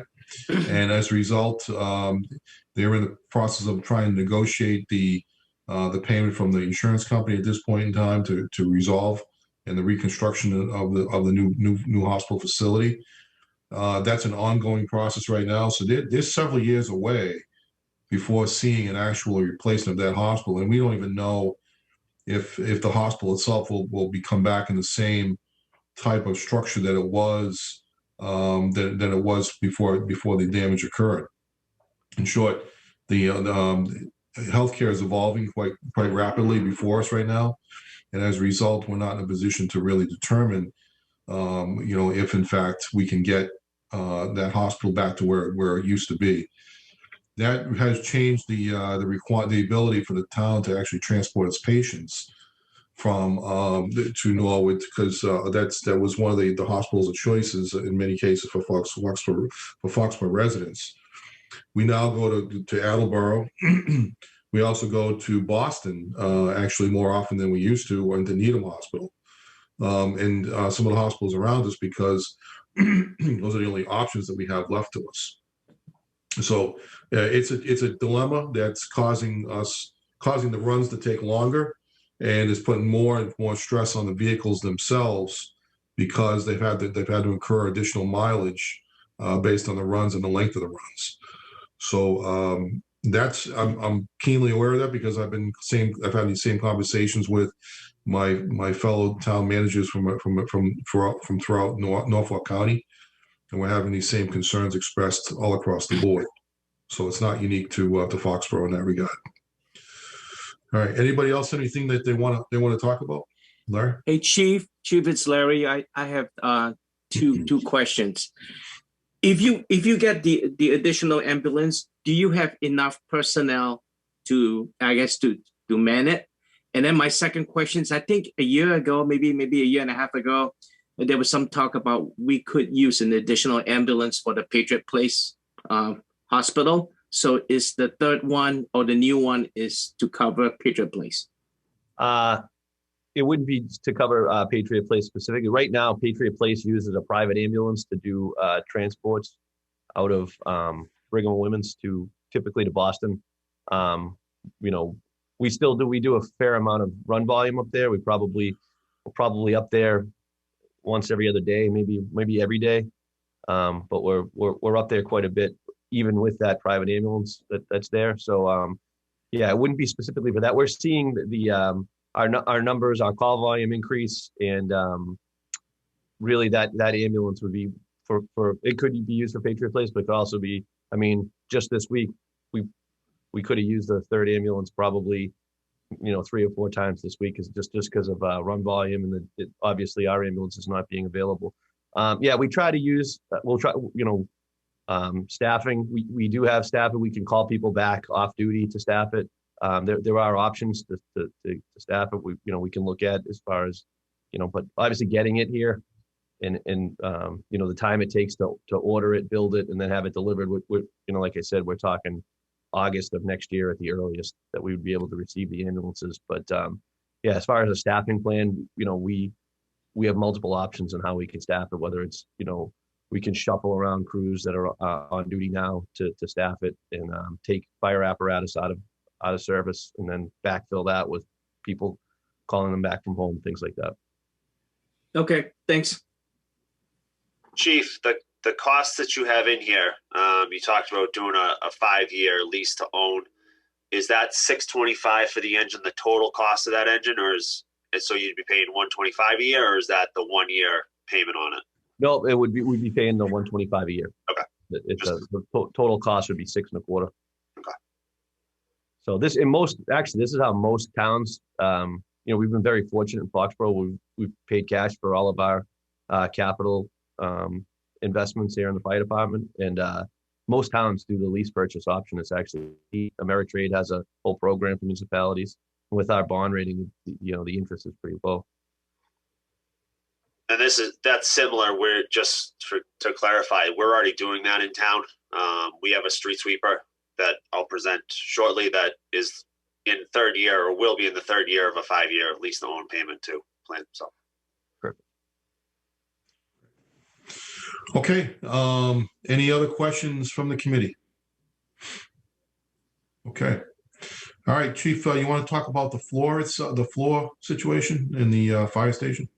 Yeah. So one of the things that was value engineered out of the building project back in 2007 was the epoxying and sealing of the floor, and we're seeing the results of that. With some of these pictures, you can see the floor is falling, and it's not getting better; it's getting worse. So this is one of those instances where we're going to have to do this at some point. And the cost just goes up every year. So I proposed this last year. It wasn't funded. So I'm just proposing it again. Every fire station. So since our building was built, Rentham, Plainville, Mansfield, and Sharon all built new public safety buildings. Every single one of them has an epoxy floor. So, it's one of those things that was definitely a need. But as you can see, that the floors, it's getting worse. So at some point we're gonna have to do this, whether it's this year, next year, or 2 years from now. It's gonna have to be done. The floor needs to be repaired, and then we're proposing to epoxy it and seal it, which would help prevent issues like this. All right. Questions from the committee? I actually had an opportunity to see that personally the other day, and you can see it is starting to really start to take a significant impact on the floor itself. And this is one of these cases where, we try to be proactive with our facilities in Foxborough. For years, we didn't do anything, spent very little money on our facilities, and things used to deteriorate to the point where it cost hundreds of thousands of dollars to fix them down the road. Or just we would just defer the maintenance on buildings to the point where then it'd be so expensive we have to actually replace the building. This is not a case where we'd have to replace the building, but we might have to replace the floor if we're not careful. So I don't, obviously that's several years away. I'm not looking to try and cause a significant amount of concern. But this is a preventive maintenance thing that we should be looking at. The question is, when do we pay for this? It'll be more of a timing issue. This is not a question of if, it'll be a question of when. And I think this is one of those items that we'll have to take a look at perhaps at another time, either defer it another one more year or look at it potentially in the fall for consideration. But I've actually seen it, and the cracks are getting bigger. What happens is that the vehicles obviously move in and out of the facility all the time, and then in the winter time you have salt in the vehicles, and what it does, it affects the floor. If it's not sealed properly, it affects the floor to the point where it actually starts to eat away at the concrete. So with a sealer on it, it's likely to extend its life and to actually get us to a point where it's less likely to further deteriorate. So I think this is a good preventive maintenance item that should be given serious consideration, so that we don't end up with a much more expensive fix down the road. Hey, Bill, Yes. I agree with you. I saw this damage about a year and a half ago, and it was something that we should have at least tried to have it fixed back then. But it is something, I don't know how far along we can push it down, because at some point it's going to cost us even more money to have it fixed, but it's something we should seriously consider. I agree. Thank you. Other questions and comments from the committee? Okay. All right. Well, thank you, Chief. We appreciate you joining us this morning and giving us that information, and we'll let you know how you make up. All right. My pleasure. Thank you. Have a good rest of the weekend. Yeah, you as well. Thank you. All right, we'll move on to Public Works, and I see that Lance Del Priore has joined us this morning, and so I assume Lance is going to present on your behalf, Chris, because this is Public Works, or are you going to do some? I think I'll handle most of it. Where the majority of these are carryover from last year. We can probably work through them relatively quickly. Lance is gonna listen, and if he chimes in, then we'll welcome his input. So just for the record, so that everybody understands, Lance Del Priore is the town engineer. He's relatively new, but there he is. There's Lance. And thanks for joining us this morning. And so we do have a number of items, and as I look at this list, Chris is right. These are mostly carryover items from last year. There are a few that one is the rebuild of the West Street Dam and the street sweeper, which is as he mentioned just a few minutes ago, is a 5-year rent-to-own type of expenditure. And so that's something that obviously we have to give serious consideration to. And then, so with that, I'll turn it over to you, Chris, and you can just explain the items. Sure. So first up we have on the list is to rebuild the West Street Dam and culvert. So this is a project that we've been working on the design of for a number of years now, with a consulting firm working through all the permitting between local conservation, DEP, the state Office of Dam Safety, Mass Endangered Species Act. There's certainly a number of different permitting agencies that have oversight on a project like this. So we've done the majority of that design work through grant funding, along with actually having approved and received a grant for $708,000 to actually do the construction of this rebuild. So the dam itself, we have estimated at $950,000. That grant funding does come with a match from the town. So we are looking at $242,000 out of the town funds to rebuild this dam. This was something that was identified by the state and through our inspections that this is a significant hazard dam that is in poor condition. So this is the first one of unfortunately many dams in town that'll be working through this process to get rebuilt, based on the state's classifications of the conditions of these dams.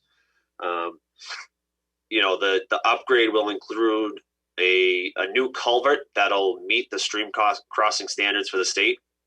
The road in that area will actually be widened. There will be granite curbing. There will be a sidewalk added. Behind the sidewalk, if you're familiar with the area on the downstream side, there's a significant drop off the edge of the road. So right now there's a metal post with wire guardrail there. That will be replaced with a steel beamed guardrail behind the sidewalk. There'll be a new retaining wall on that downstream side. Along with the improvements to the roadway and the dam itself, we'll actually be replacing the water main in that area as well. Actually, not only just in the area of the dam, but the entire length of West Street from south all the way up to Conant Road as part of this project, which has been previously funded from CIP and through the water enterprise account. So the ask for the dam replacement is a $950,000 capital project. We are ready probably by the end of March to put this out to bid, so that we will do this construction this summer. We're restricted on the time frame. We have to do it during the low flow season, which is July, August, and September. So this is a $950,000 request. 708 of that is already funded through a grant from the state. Great. Any questions from the committee on that particular item? I'm just curious to the closure of the street during that time period of construction. What would that look like? So when we do the culvert work itself, that's an open cut from one side of the road to the other. So there's probably going to be a 4-week span, maybe up to 6 weeks, that road will be closed at the dam location. So you'll be able to get to Spruce Street and everything on that side of the dam. Anything else getting up to Normandy Farms, you'll have to utilize Mill Street or come in off of Route 1. And then while we do the water main replacement itself, it'll be a daily closure wherever they're working. So we'll have to notify residents. We'll keep them up to date on a daily basis as far as where the contractors are going to be. Fortunately, the width of that road does not lend itself to doing construction and having traffic safely travel by. So it's something the campground has been notified. They're obviously one of the bigger users on that street, but the residents are well aware. This has been in the queue for really 3 years now that we've been looking for this project. Okay. Other questions from the committee? All right. Let's move on to the next item. Sure. So the street sweeper. This is item, as I previously mentioned, that we have on a 5-year lease to own payment plan. FY22 will be year 3. This is a $51,230 payment for this street sweeper. So we utilize this at least twice a year. We sweep every road in town. That is something that we are mandated to do based on our stormwater management permit, which is through the EPA and DEP. Something that Lance has become very familiar with over the last year in his first year here is our stormwater management in Foxborough. So we are required to sweep both in the spring and in the fall. What that does is it helps to prevent any buildup in our catch basins in the drainage system. So in the fall, it's really the leaf litter that comes off the trees, doing everything we can to clear those streets and those catch basins in that drainage system as those leaves come down off the trees, and making sure that they're off the road prior to the winter. And then in the spring, it's cleaning everything up from the winter. So any of the salt, any of that residue, that trash that's built up over the winter months, we go out in the spring and sweep everything in the spring as well. So that is, like I said, the 3rd year of the 5-year payment. Great. Thank you. Questions from the committee? All right. Let's move on to the DPW facility master plan. Okay. So this has been something that's been on my mind since I got here, just about 7 years ago. The DPW facility is now 70 plus years old, and has had really minimal maintenance done over the years. As Bill said about the fire station, we've had, there was a history in Foxborough of not necessarily maintaining the buildings that we had. Unfortunately, this is one of them. You can see the corners of the building are crumbling. It's a cinder block building. The blocks are falling apart or deteriorating. We do have the fuel pumps at this location, both gas and diesel, and every vehicle that's in the town fleet fills up at this facility. The gas pump has one handle on it. The diesel does have 2. We would upgrade that system so that we have, the same 2 pumps, but the gasoline would have a second handle on it as well. That'll help expedite as 2 police cruisers are here or 2 trucks are here, they're able to fill up at the same time. You can see the condition of those pumps on the screen. Those are just the above ground, the dispensers themselves. You can see the concrete around that island is cracked and deteriorated. It has this grooved edge around the perimeter, which is really meant to hold any spills from running off beyond that lip.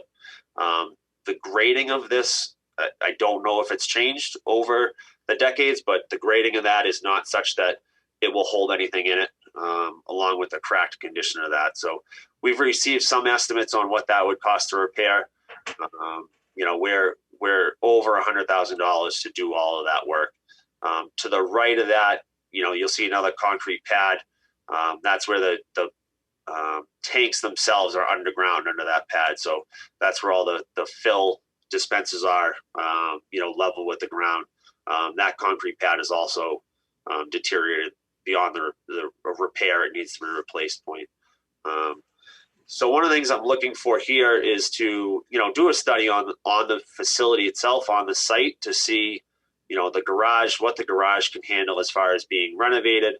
There's a small locker room for the staff. I don't think you could get more than 2 people in there at one time. There's no shower facility. So we have some issues there. These guys, at the end of the day, they're dirty. They don't always want to go home that way in their own truck and bring that stuff home. So they would enjoy and really should have the right to be able to shower at the end of the day before they leave the facility. It is starting to, we have noticed the size of the facility itself is becoming an issue. We have some outbuildings that we use for storage for different parts, for the mechanics, the equipment maintenance side. We have storage kind of tucked into corners for oil and the different fluids that go into the vehicles.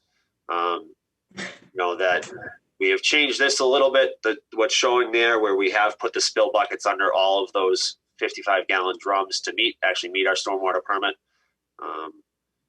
But this is something that I feel strongly that we need to do this.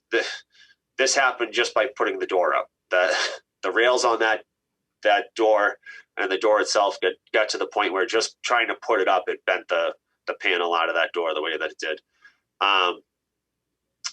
We need to look at the facility, see what can go in there. There are a few engineering firms that specialize in DPW facilities.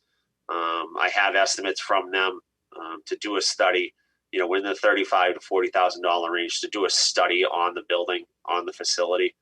And then really the goal is to renovate. I believe that the structure itself is sound, that we can renovate that facility versus going new.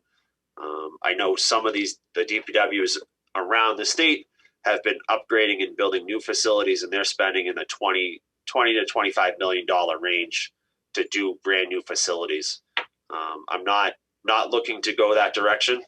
We have spent some money in the past couple of years for, a new storage for salt, a new cold storage for vehicles and equipment. I think we can utilize the structure that's there with a potential small addition for the mechanics, maybe an in-floor lift for the school buses and some of the larger trucks that they're working on would be beneficial for that staff. So that I have in the first year, $135,000 to do the study and some repairs to the building. The roof does leak in numerous locations. Before my time, they put a small solar panel field up on top of the roof, and I don't think that's done that roof any good. Where we have leaks in various bays throughout that garage. So for year one, I'm looking for $135,000 to do the study as well as some repair work. And then I have estimated, $500,000 over a 3-year span beyond that to do, renovations on the building. All right, Chris, any questions from the committee? Chris, just one question I had myself, and that was, have you had the facilities folks look at this, and what kind of feedback have you gotten from them? Tony and Carl have been in the building. We have an air conditioner in the upstairs in that garage that unfortunately has leaked a couple different times. So we have worked with them on some of the repairs, some of the smaller stuff, but we have not had them go through it in any depth, to that point. Okay. I think it's probably a good idea at least to have them weigh in on to see if there's anything else they see beyond what you normally have seen already. Sure. I've seen the facility myself. It's probably one of the few operational facilities that we have that has not received any significant upgrades to the facility itself since in many, many years. It's probably like next in line in terms of any kind of improvements. We would not, I don't think it's wise for us to even consider the prospect of locating it somewhere else, because obviously the type of work that's being done there, it can be very disruptive. And not only that, but there's not a lot of land around that would give us an option to do that. But the land around that facility, the location of the facility is actually pretty good. But I do think though that some funding needs to be put into this, because the building, as you can see from some of the pictures, is starting to deteriorate quite significantly. All right. Any other questions or comments from the committee? All right. Let's go to the radio project. And before you go into this one, Chris, I just I just want to say to let the committee know that we had a conversation I serve on the Summit Board of Directors, and that's the regional dispatch group. And they're in the process of evaluating radios for all 4 communities. And they think that they can actually receive grant funding for this particular use, which would even extend into the public works side. So we may see some funding available for this through another mechanism. We're exploring that rather extensively at this point, so we'll see where in fact that goes. But I just wanted to make you aware of that, Chris. I don't think I've discussed this with you previously, but this literally just happened in the past week. So I just want to make you aware of that. So go ahead, you can talk about it now for me. Sure. So the two-way radio system that the DPW utilizes is on a frequency, on a bandwidth that is no longer supported from the FCC. And in doing so, nobody's making the equipment that works on that bandwidth anymore. We did come forward. This is again a carryover. We were before the committee last year, and actually had a much larger number associated with this. We were looking at $180,000 a year ago.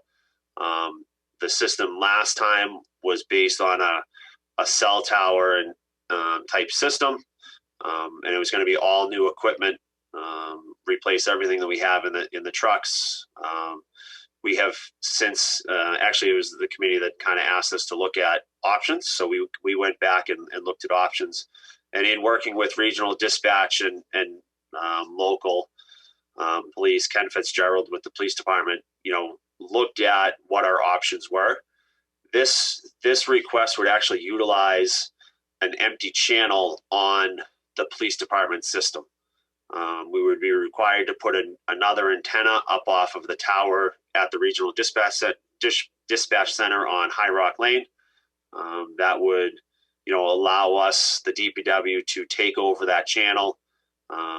We would be able to utilize radios from the buses from the school department that are no longer in use. There's about 20 radios that we've discussed with the school department that are just sitting in a box that we would be able to utilize. This would purchase another 25 radios on top of that, as well as the antenna cost is roughly $10,000 is what we're looking at. So this request would actually fund out 45 radios for the DPW for our vehicles. It would include truck mount as well as some portable radios. One of the things that we have and have experience with is losing cell phones and that coverage. So during storm events, whether it's plowing or hurricanes or otherwise, those other communications can go down. And these two-way radios are something that would allow us to communicate across the town when those other types of communications do go down. So this would include all the DPW, highway, train park, and the water and sewer department as well. Great. Thank you. Questions from the committee on that item? All right, moving on to the replace of the lawnmower. So this is a request for the Tree and Park Division. We had a request in the last couple of years to do lawnmower replacement. We've kind of cut that over the last couple of years down to replacing one instead of two. So this is again a carryover from last year. We have a quote from Norfolk Power to do this replacement. The lawnmowers are roughly $30,000. The Tree and Park Department covers over 200 acres of green space. So that includes all the fields, it includes town hall, it includes any of the other facilities around town, all the islands that sit within traffic along the roadways.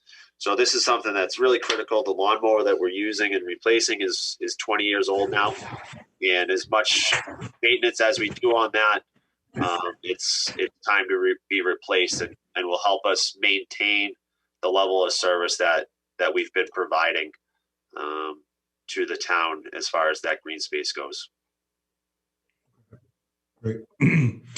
Questions? I know that.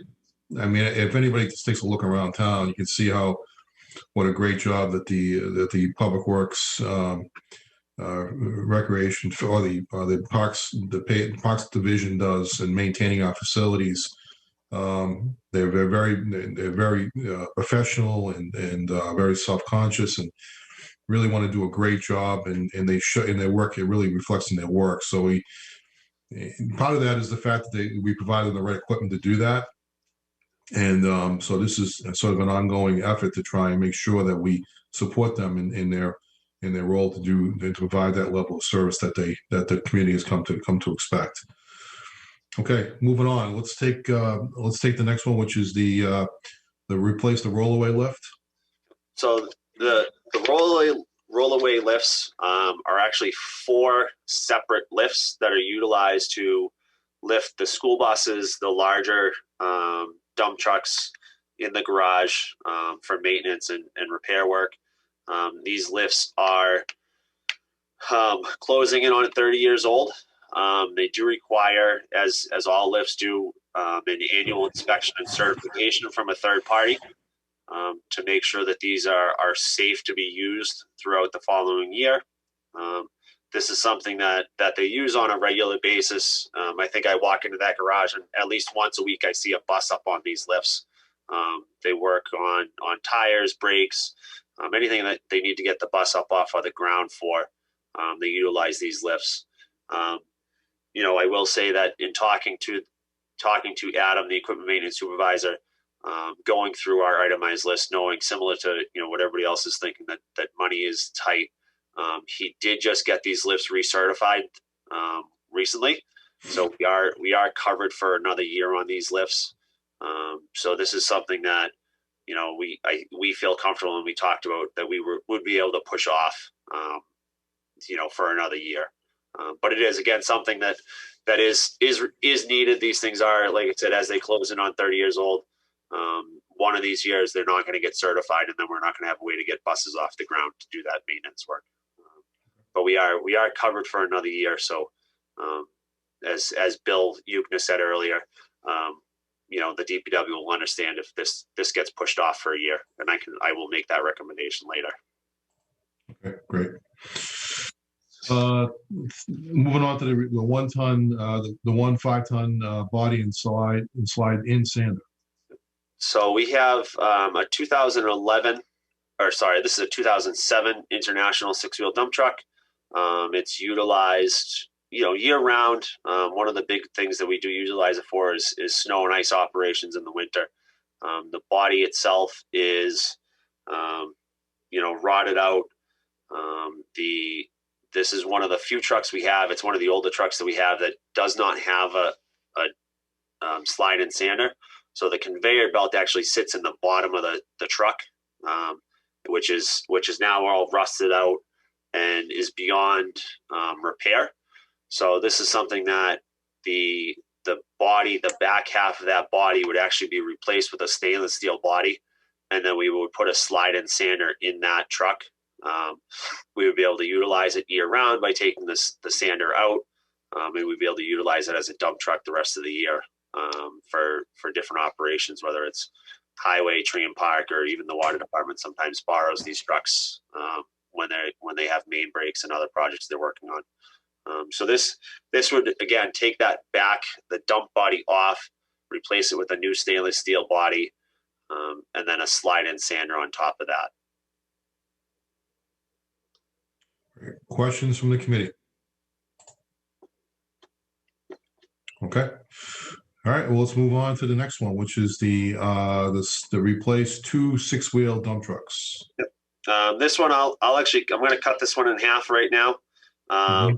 We have our truck number 9, which is a 2001 International. This truck is it's old. It's 20 years old now. We do not utilize this as a sand truck. We do plow with it, but we do not actually put a sander in the back of it. The highway department utilizes it for their asphalt work. So this is something it would just be it would be a plow truck. It would be a dump truck. And actually to that extent, this would actually drop that request down to 1 truck for $150,000. So I'm actually going to reduce that from 390 down to 150. So that, again, this truck is 20 years old. These larger trucks, similar to the fire engines, not quite as bad, but these do have, close to a 12-month lead time from the time that we order these to the time we get these trucks. So, if we receive funding for it and ordered the truck, July 1st, it would likely be, end of FY22 before we actually saw this truck in use. Great. Questions from the committee? All right, let's move on to the 1995 case Batco. So this is another carryover from last year. This piece of equipment is a 1995 piece of equipment. Typically, these larger pieces of equipment I would like to see replaced every 20 years. After that, we get into expensive repair work. The reliability of them it definitely goes downhill after that 20-year mark. So we're now at the 26-year mark for this machine. We've actually looked at, if we were to replace this machine in kind, or if we would go with something else. We've actually looked at a rubber-tired excavator to replace this. So what that would allow us to do is similarly to this, drive it over road, but the excavators do have a wider range of use. They're able to work in a tighter area because the supports and they run without those the stabilizer legs. So when this thing's parked on the side of the road, the backhoe itself requires another, really 6 feet of space for those stabilizers to go down. Those excavators are able to spin on their own body. So it's just the width of the tires and the machine itself. A lot of the work that this machine gets used for are catch basin repairs, which are at the edge of the road.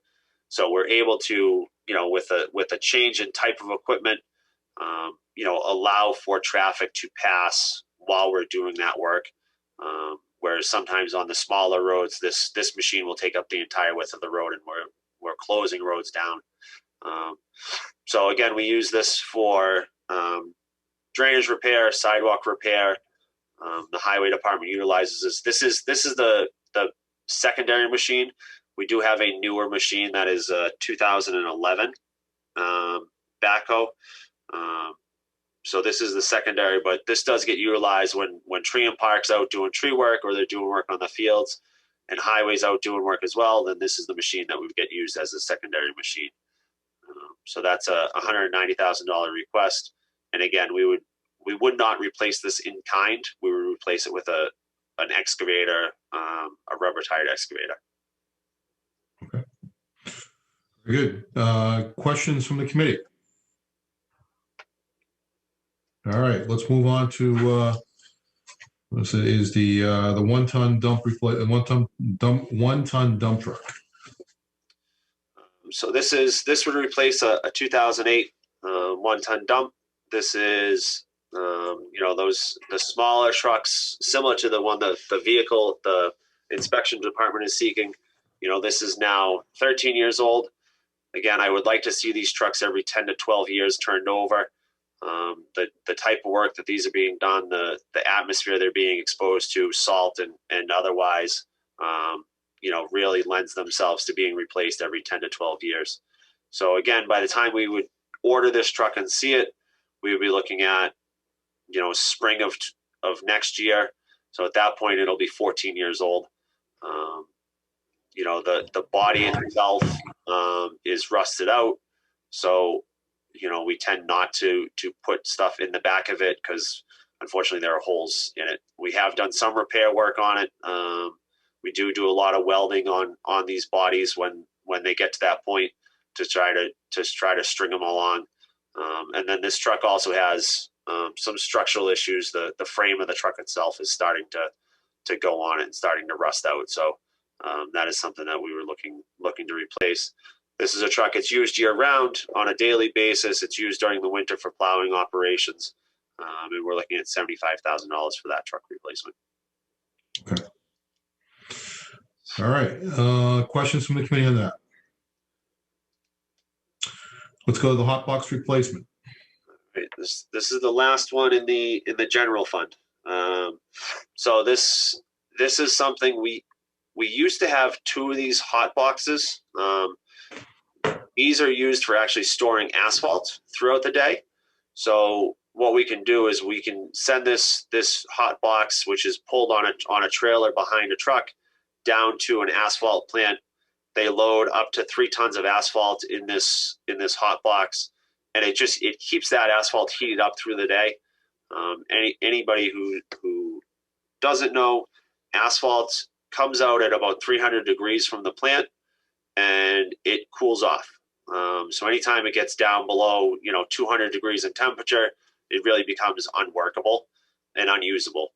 So what this does is it allows us to pick up asphalt in the morning, and then we can spend the day if we're doing pothole repairs, if we're doing trench repairs, anytime we do catch basin work, drainage work, and we have to patch the road and put asphalt back in the road. It's not something that we can typically do all at one time. It's usually spread out throughout town. So this is a piece of equipment that lets us, keep that asphalt hot and workable so we can actually use that 3 tons of asphalt all day long. So we're down to 1 machine or 1 hot box right now. And they were actually in that hot box this past week, welding some plates onto the floor bed of that hot box because it was starting to rust out. So we're looking for a replacement. The other thing that this replacement would do for us is it would actually allow for more of my staff to drive it and to tow it. The larger hot boxes behind the trucks that we have do trigger a different CDL requirement for our drivers. So this would actually be a smaller hot box. The tonnage would be less, and would allow all of our CDL Class B drivers to utilize and to haul this piece of equipment. Whereas right now we have one CDL driver in the highway department that's legally able to pull this around town. So if he ever takes a day off, is sick or vacation, then we have to plan around that and this type of work. So that is another benefit to this replacement. How old is the hot box, Chris? The one we have now is about 10 years old. We did have an older one that was closer to 20 that we recently got rid of. We put it up on an auction. The older one got to the point where it was not worth us for doing the repairs on it. So the one we have now is about 10 years old. Okay, great. Questions from the committee? Any other questions from the committee? Okay, all right. So Chris is right in that this was the last item in the general fund requests. The total for the general fund request is $2,008,730. That's $2,008,730. We'll be back to that amount later on, and that's where the largest amount of decisions will have to be made. Actually, I stand corrected on that because I see that the fire is listed in that as well. An engine, so I'd say about 1.175. Bill, 1,175,000 is Bill? actually in that amount too. Yeah, go ahead. Hey, Bill. Yeah, go ahead, Can I also point it out? I think Chris removed that about 240,000 off the dump trucks. Yeah, that's Chris? exactly right. Yeah. So that number actually comes down. So you're right. So it is so those numbers will actually all come down rather significantly to the point where we may have the opportunity to actually look at some of these things to get some things funded this year because of that. Just a point on that, Bill. The total general fund request was initially, before I made some number changes, was 4.2. Yeah. 4,271,76. Yeah, that's right. Yeah, you're right. Yeah, so I was looking at the total highway department. So I stand corrected on that. So it was the 1 million, the 2,008,730 comes down now to roughly about well, you took out 240,000 and you deferred on the rollaway, right? Yes. All right. So that's 282,500. So that actually will reduce that amount as well. I'll let Marie do the calculations on that, and so she'll come back to us with some new numbers on that. And then the general fund requests will actually come down by the total of 1,175,000 because that actually goes to the funding on the for the ambulance from the ambulance fund. So it actually takes that number down even further. All right, so let's move over to, we do have a break in between here. So at this point in time in the schedule, so we're actually a little bit ahead of schedule. Does anybody want to take a break, or do you want to, or would you prefer that we just keep going? Well, before we keep going or take a break, Bill, there's two last items that fall under the Public Works, Water Sewer. Right, I do. Yeah, I'm going to get those in just a second, but I did note that we need to get those as well. But does anybody want to keep going at this point? And we can just keep going right through with deliberations after we take these two other items. Good to keep going. Okay. Yeah, I think people would prefer to get done and move on today. So, all right. So let's do that. Let's take the one to the water enterprise. It's you're looking at $80,000 excavator. Go ahead. Yeah. So this is something that was identified by the water staff, the technicians, and the field crews. That would actually be an addition to the fleet that they have and the equipment that they utilize. This would actually upgrade the size of the excavator and be an upgrade from what we have. So it would be a larger excavator. This would be utilized throughout the town on water main breaks. It's also something that, as the water department has been built over the last, 7 to 10 years, a lot of that has changed. We have added staff over there. The department has gotten bigger. With the need, the town has grown on our facilities for water treatment. The town does have a significant amount of water main that needs to be replaced over the next, really 20 years. This is something that, we would utilize over not only main breaks, but to do some of that pipe replacement ourselves. We would be able to dedicate a crew with an operator, the trucks that we have, and actually do some pipe replacement with our town staff. Currently, all of that replacement is done with contractors. Anytime you bring a contractor in, it's certainly going to cost the town money, significant amount of money beyond if we were able to do that work with our own staff. So this would be an additional piece of equipment that would be added to the fleet for the water department. It would be an excavator that would be used on main breaks as well as pipe replacement projects throughout town. This is something I will say is, as an addition, the water and sewer department and the commission is going to push this off and defer this item. So this will be something that I'll get deferred out. This is going to get deferred out this year? Yes. Okay. All right. And all right. So questions from the committee? Okay.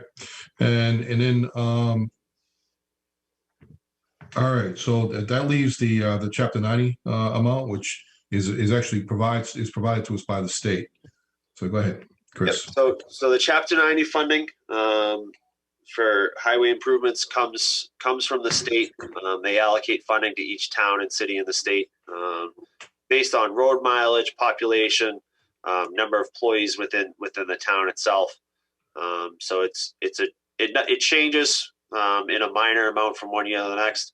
We had initially put in a $650,000 budget number.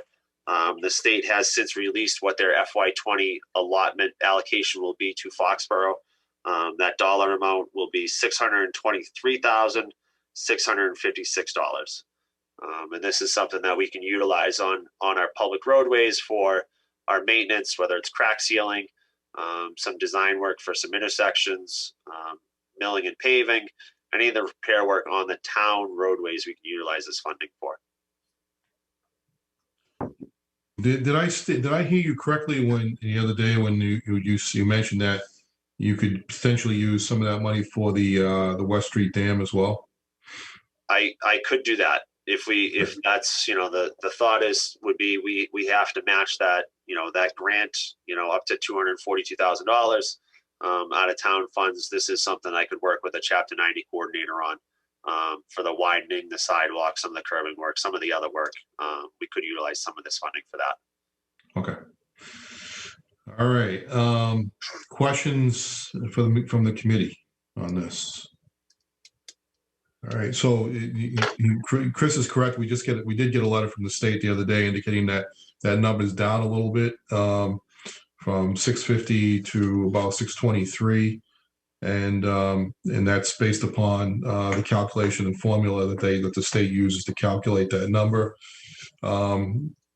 We actually think that number should be higher, but obviously, we don't have a lot of play in that number. It's a number that just they take care of through different calculations, and it's done on a statewide level. So we have to be sort of like subservient in that respect to how that works. So it's just we get the number and then we have to just work with it.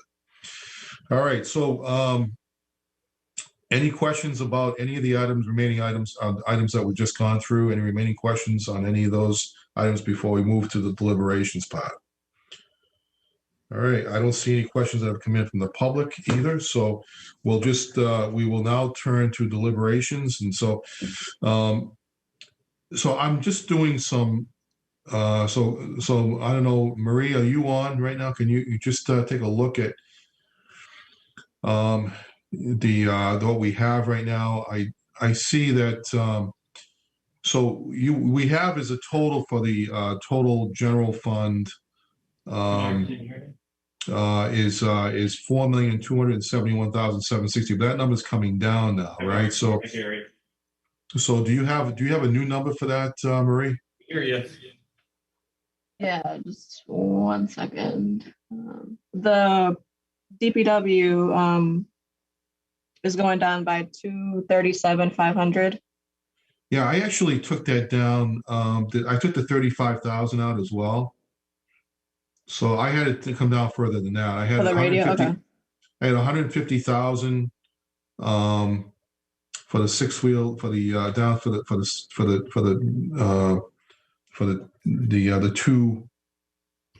two six wheel dumps down to 150. All right. So then that's a $240,000 savings. And then there was I took 35,000 out of that as well because on the radios, because I think I'm going to be able to get that from another location from Semrick. So I think we might be able to work that out. So I'm just going to, that's sort of, I just said that, but we haven't really discussed as a committee, but just something that we can talk about if you want, if anybody has any further thoughts about that. Bill, I have it as $317,500. Chris, am I right? It's the 240 plus 42.5 plus 35,000.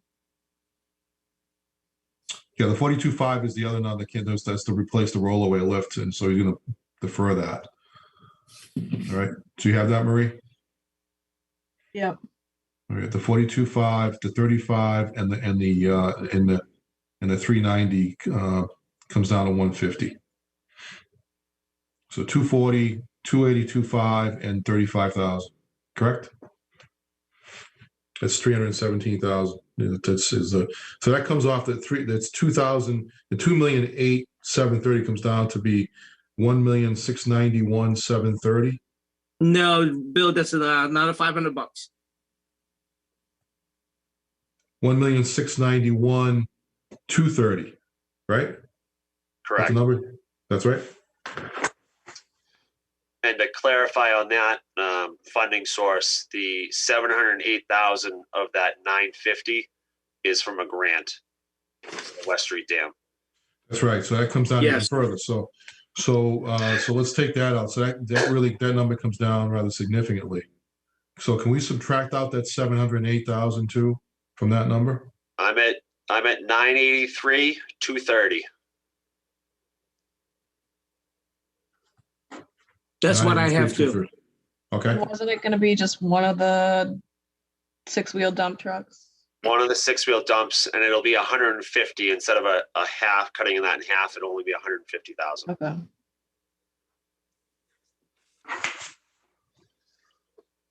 All right. Any further clarifications on actual funding issues? All right, let's go back. I just went down the list one more time.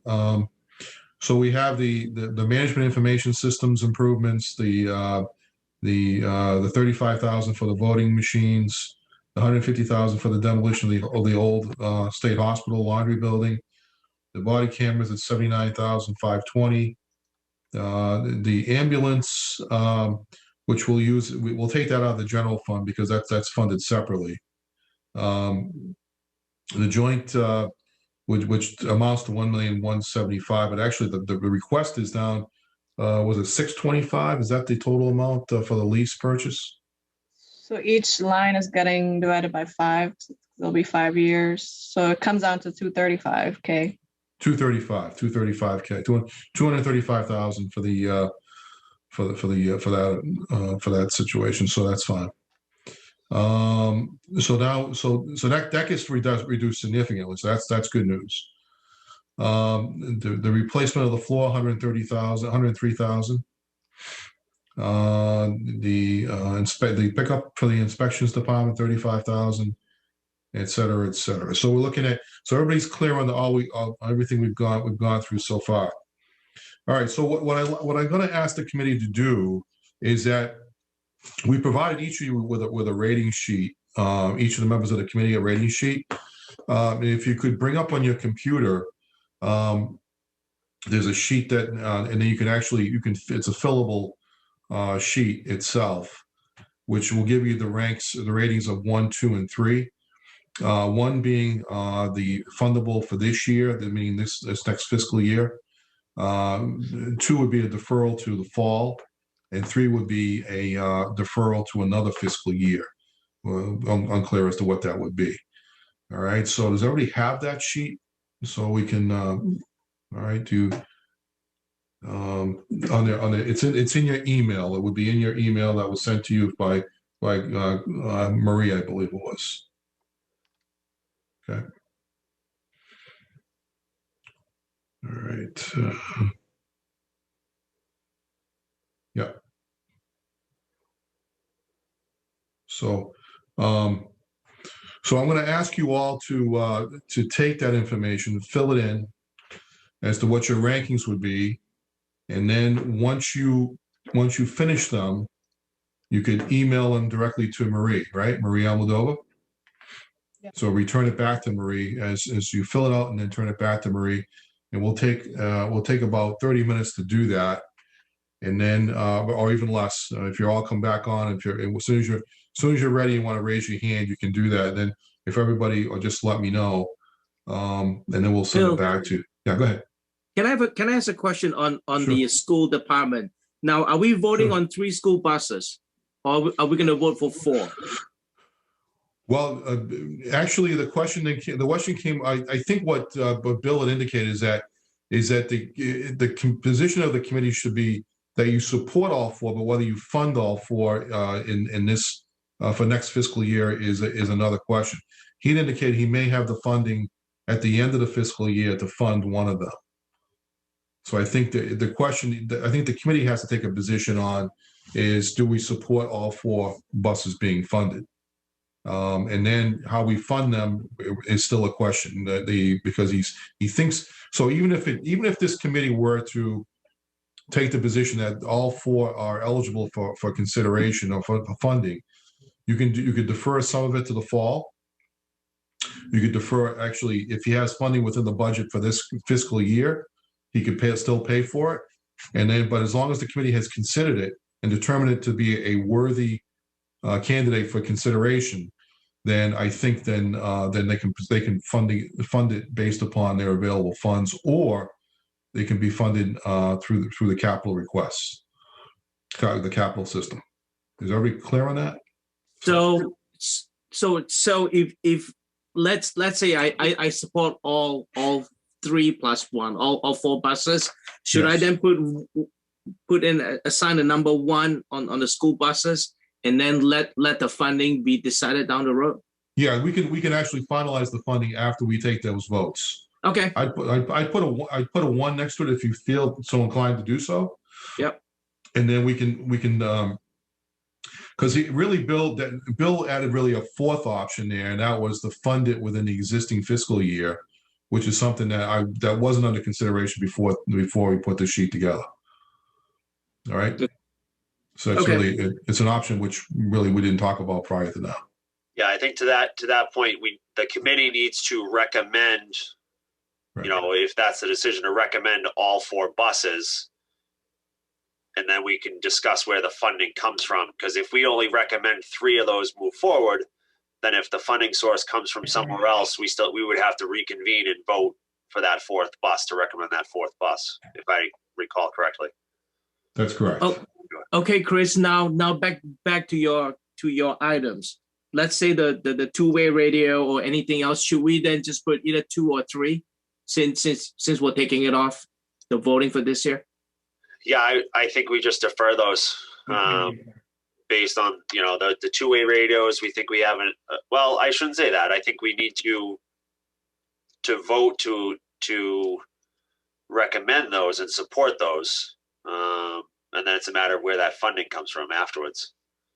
Okay, so the same apply to the rollaway lifts, or should that be something for next year? No, just defer that, to push that off, put that into the 3 category. Okay, got it. All right, I get it now. And so I think the key thing, I think what we're going to do is that at the end of this, while we make our determinations based on the rankings, is that we may not have enough money to fund everything that we want to fund. So we're going to have to come up with some further decisions beyond that. So let's do that. Let's just go ahead and rank them according to what you feel is something that, whether you feel, it falls into the categories of 1, 2, and 3. And then we'll decide, and then we'll make some decisions following that as to what we can do. All right. Everybody clear on that? All right. Ed, Ed, do you have that sheet, that funding sheet, the rating sheet? I did not get it on the original one that I'm working off of. All right. So it came in from an email from Marie. And it came in, was it yesterday, Marie, or the day before? Yeah, it was yesterday. It was yesterday. Okay.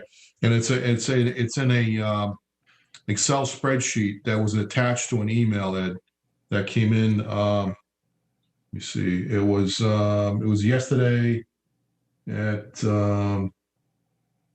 it doesn't say what time it was, but It's around 12:30. well, 12:30. So and there were two attachments to that email. It says capital request rating sheet. It was sent to you, and then it says one's a PDF, I believe, and the other one is an Excel spreadsheet. Is that I correct? just sent it again right now. Okay, so you'll have it. Okay, thank you. All right. So if you fill in that, and then and you'll see an arrow next to at the top of the sheet on your email, and you can just actually forward it to Marie. And forward it to Marie Almodovar, and she'll calculate the total. Okay. Okay. Thank you. Very good.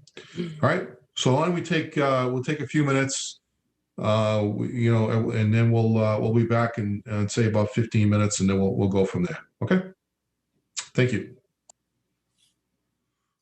Okay, everyone. So welcome back. And so I'm going to, at this point, I'm going to have, Ed, if you can unmute yourself and just, and then I'm going to have you read your scores over to Maria, if you would, and then Maria will give you, we'll do that. We'll take your scores and then we'll do the final calculation. So do you have your final scores, Ed? Can you unmute yourself, please?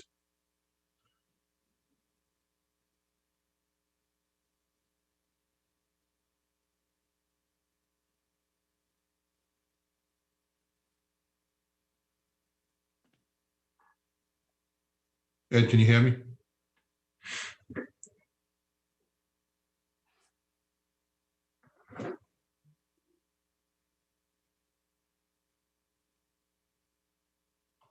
Stand by for 1 minute.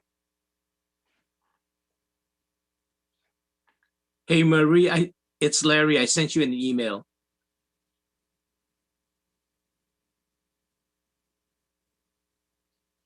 Yeah, I made the change. We're good. Okay, thank you. Thank you.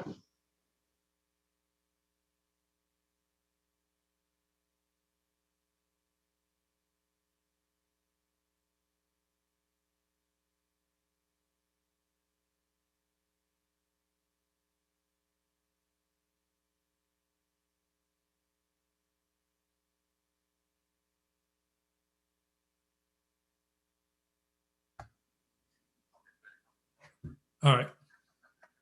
All right, thanks, Ed. Appreciate you coming back. Okay, so can you just give Maria your scores live, please? And we'll start with the information systems, management information systems. What's your score in that? Okay, information system was 1. Mm-hmm. The voting machines? That's a 2. Okay. The demolition of the old hospital laundry building? 1. Okay. Body cameras? That's a 1. Okay. The fire engine replacement? That's a 2. Ambulance replacement? 1. Ambulance and ambulance addition? 1. Okay. Joint public safety apparatus floor? 1. Okay. Inspections pickup? 2. School computer software? Computer software printing? 1. Excuse me. The school buses? 1.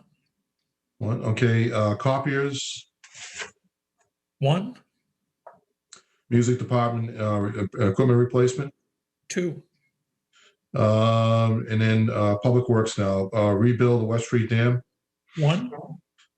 Street sweeper? 1. DPW master plan? 2. Okay. Upgrade 2A radio system? 1. That's gonna be a 3 only because we're actually we may have another way of funding that. So Okay, that would be a 3 then. yeah, and then replace the lawnmower. 1. Replace rollaway lift is going to be deferred. Okay. Replace the 1.5 ton body slide, 1 ton body and slide in sander. 2. All right. Replace the 1 dump truck, 6-wheel dump truck. 2. All right. Replace the backhoe, the 1995 backhoe. 1. Replace the 1 ton dump truck. 1. And replace the hot box. 1. Okay. All right. Now moving on to water, the excavator. No, that's going to be deferred, right? That was deferred as anyway, so we don't need to do that. And then the chapter 90, and that's going to be a 1 for everybody anyways, because we get that. We've already got that money in the place in the house. All right. So Marie, you have everything now. Yes, I do. Okay. So can you give it? Are you prepared to give us all the tabulations at this point? Yes. So the two-way radio is going to be free for everyone, right? That's what you said. Yep, that's right. And so how this is going to work is that the ones with the lowest numbers are the ones that are going to be the ones that most likely have the ability to be funded. Okay. So before you do that, Marie, I did have another question that came through on an email that was late. That came through on the email process, and I just wanted to just go through it. And it came again from Shelby Cornbluth, who said, I also have a follow-up question on the school buses. Not sure if it's too late. Based on the numbers, there's almost a 50% backup, 16 frontline and 7 backups. Why do we need the 50% backup? Is there data to support this? Would this data help decide the 2, 3, or 4 buses?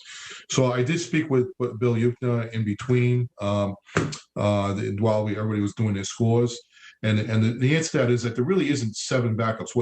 Those buses are used for sports programs and taking students to additional special programs. So they are used, even though they are listed as backups. In other words, they're not used as frontline buses for use in terms of picking up kids on scheduled routes. But they are used throughout the course of the year. So and if they're going to sports programs, they're putting a good amount of mileage on them by going to the various towns throughout their region.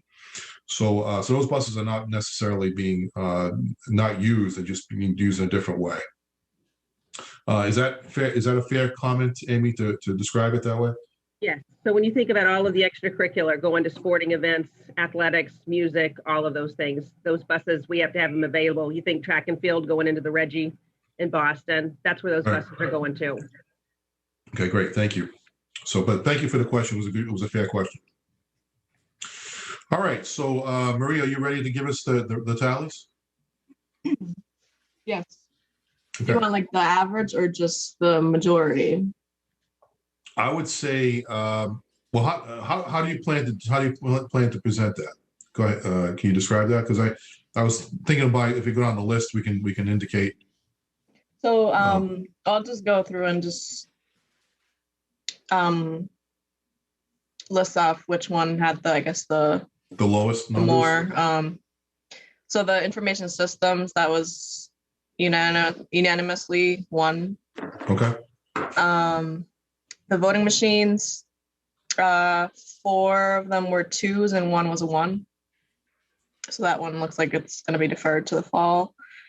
Mm-hmm. The demolition of the laundry building was 3 1s and 2 2s. Body cameras was 3 1s and 2 2s.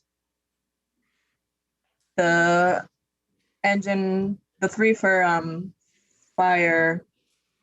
Actually, the engine 22 was 4 1s and 1 2.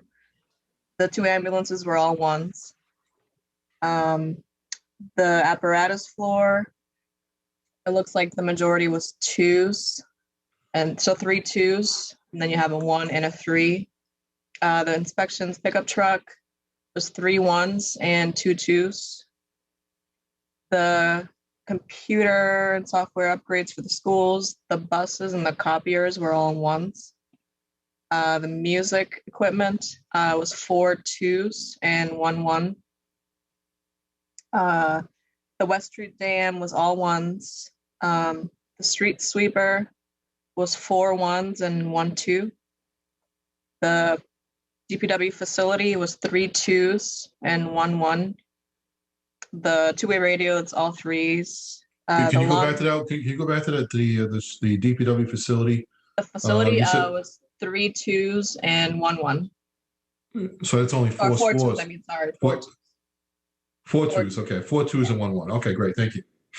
The radio system was all 3s, as we discussed. The lawnmower was 4 1s and 1 2. The rollaway lift, that's all 3s. The 5-ton. I just heard an echo there. The 5-ton body and slide and sander was 3 2s and 2 1s. The six-wheel dump truck, 3 1s and 2 2s. The 1995 Batco was 3 2s, 1-1 and 1-3. The 1-ton dump truck was 4 1s and 1 2. The hot box replacement was 3 2s and 2 1s. The excavator, that's deferred, so that's all 3s. And the chapter 90 was all 1s. Okay. So all the least numbered ones, what does that total up to be in terms of the general fund expenses? Strictly general fund now.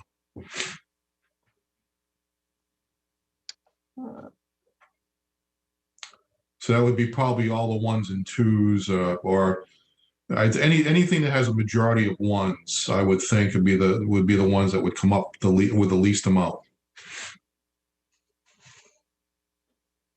So, you mean like the least amount of dollar? Yes, the least amount of 1s, 2s, or 3s. So okay. I don't mean that. I mean, what's the smallest amount in total for each item? So if the majority were 1s, then that would be the least amount for that particular item. If the majority were, see, this is a lowest to highest ratio. So the ones with the most number of 1s would be the ones that would rank the highest in terms of funding consideration. Mm-hmm. So do you have all of those? Let me share my screen so you can look at this. Okay, that'd be good. All right, so yeah, so it looks like the management information system. So if you can just set that one aside, that's a funding one. The voting machines will be deferred to the fall. The demolition of the Old State Hospital will be something that we'd want to do now. So that's a funding one. All right. Yeah, that's a good. Yeah, just keep doing it that way, Marie. That's a good one. So to do it this way. The body cameras, that would be a 1. Yeah. The engine replacement, those are all yellows. Yeah. This one is a 2 defer for the fall. I would say that's gonna be deferred. Yeah. To the inspections pickup, that's a 1. Yeah. The computer software printers, those are all 1s, right? Except in the music equipment will be a 2. Okay. The rebuild the West Street Dam, that's a yellow, and so isn't the street sweeper. Yeah.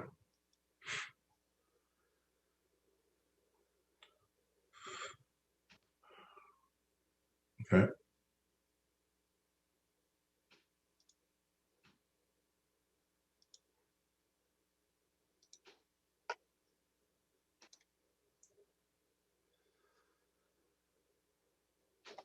Okay.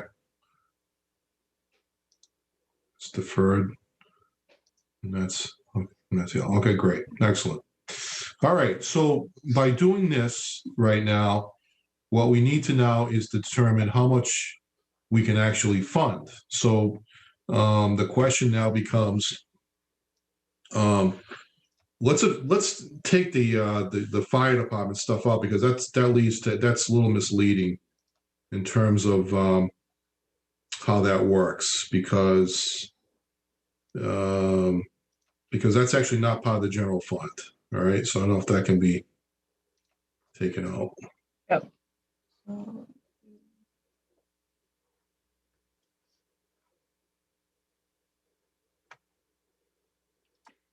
So that's that. So if I just total everything, this one. Yep.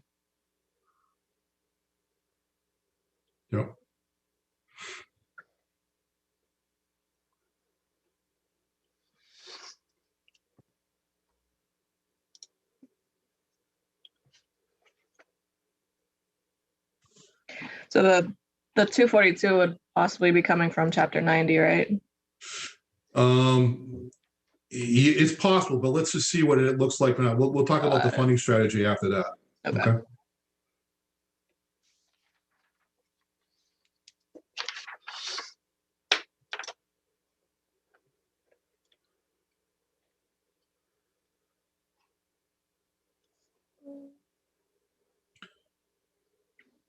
Okay. So 1.4 million, 1,430,750. All right, 1,437,50. Okay. And that's excluding the ambulance. Right. That excludes the ambulance, correct. All right, so 1,437,50. And so I guess that this question, so is everybody clear on that, what we've done so far? Any questions about that so far from the committee? All right, does that work? Okay. All right, good. So now we're at the point now where we have to determine how much money we actually have to spend. So we don't even look at that until actually after we prioritize these things, because we want we want everything to be reviewed on its merits and not necessarily on the funding per se, and then we'll decide if we can afford it or not. So the issue is, how much can we afford? We're at 1,430,750. Marie, do you want to talk about how much we actually have to spend? So when we had our free cash certified, that came in at 3.2 million. Currently, we're using about 1.2, a little over, for the operating budget. So that leaves us with about 2 million, just below it. What we were thinking of doing was, so annually the town targets a 2 million free cash recharge. So when we first looked through this list, we were looking at things that would need to be funded now in the upcoming May town meeting. And when we did that, we came up with a figure of about $650,000 of free cash that's available, with the understanding that the other items would be funded in the fall once we have our fiscal year 21 free cash certified. Right. So then the question becomes, okay, so then it comes down to an issue of critical, and we say, we thought about all the items that were there.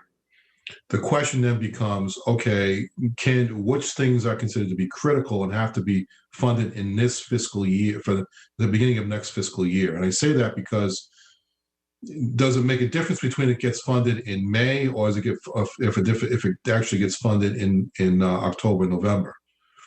All right, so if we take a look at this list, the management information systems, is something that we really do need because of systems, but maybe we can split it. Maybe we spend $75,000 now and $75,000 in the fall.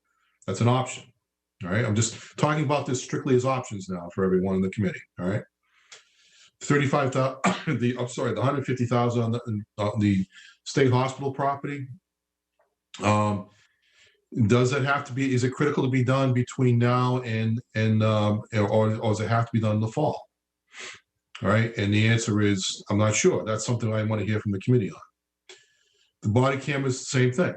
Can it be done now or in the fall? Engine 20, the fire items that's a funded. That funding comes from the ambulance fund, and the funding is there for those.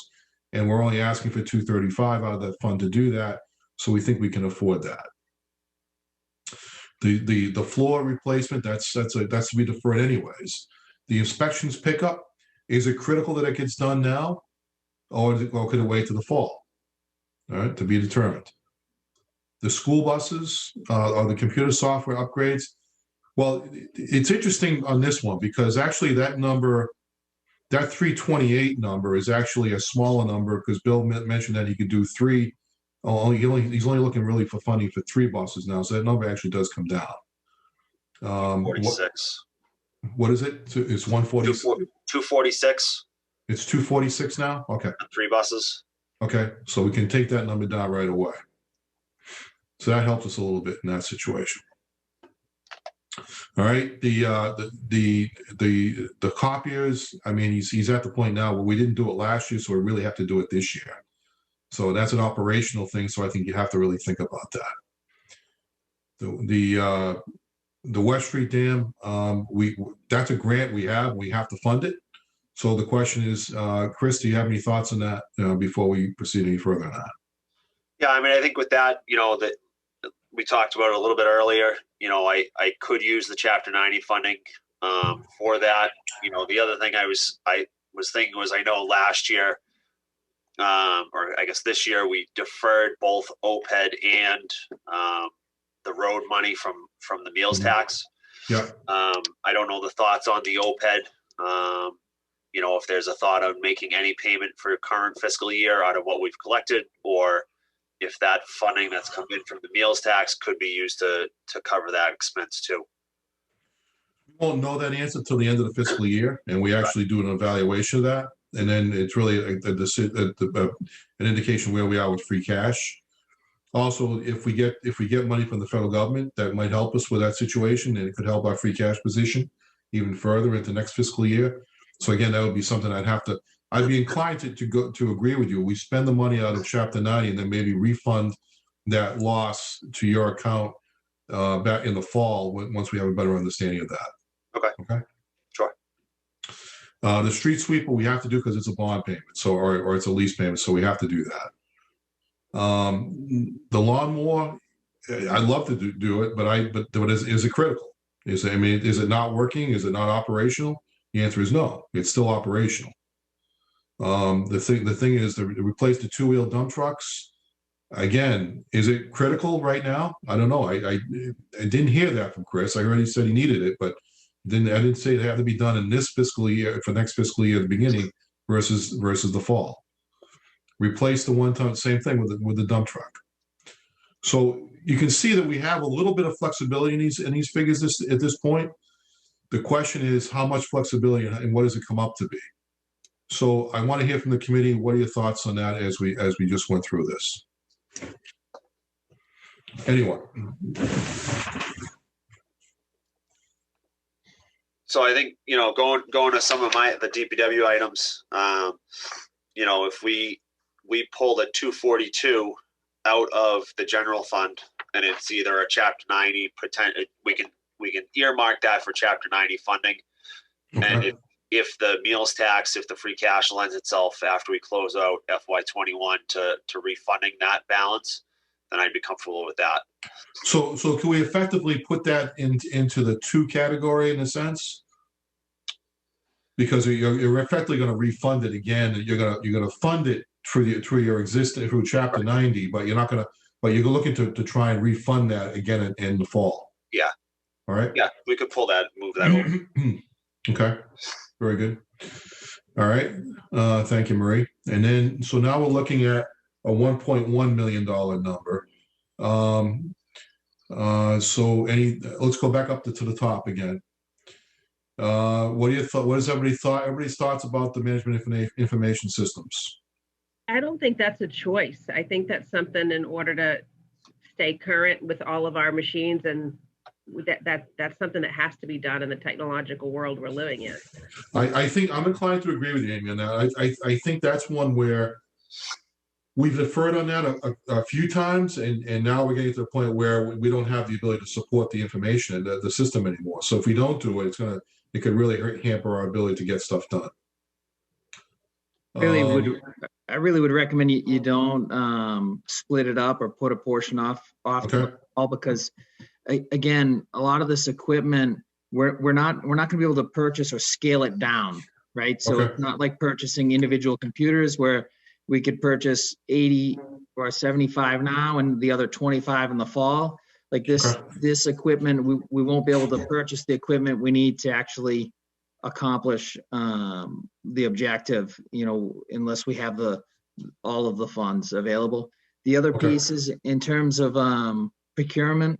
We often, when you hit a certain thresholds with the manufacturer, you get additional discounts, manufacturer discounts that get passed on to us.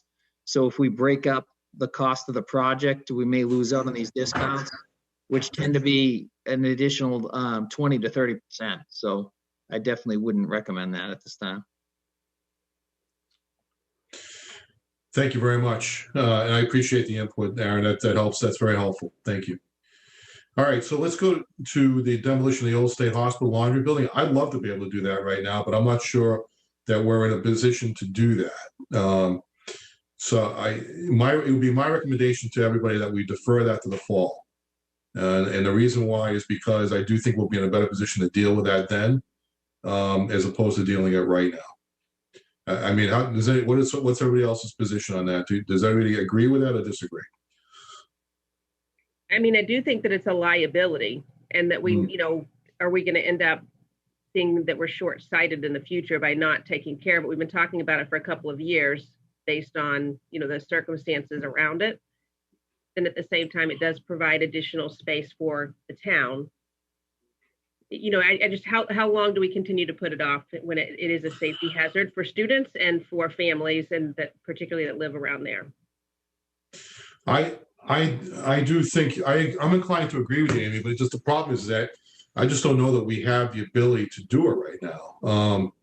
And I think I would suggest to you that we do it in the fall, but it has to be a high priority item in the fall, because I do think it's and not only, but I think that's the time to do it anyways. If you're going to do the work, do it in the fall, because the areas around it's not being used, and they're going into the fall, into the winter months. And that's when you want to do the demo, when it's not being used in that area. So it's something that we could defer on to at least the fall, but it'd be a high priority item for me. At least I don't know how anybody else feels on that.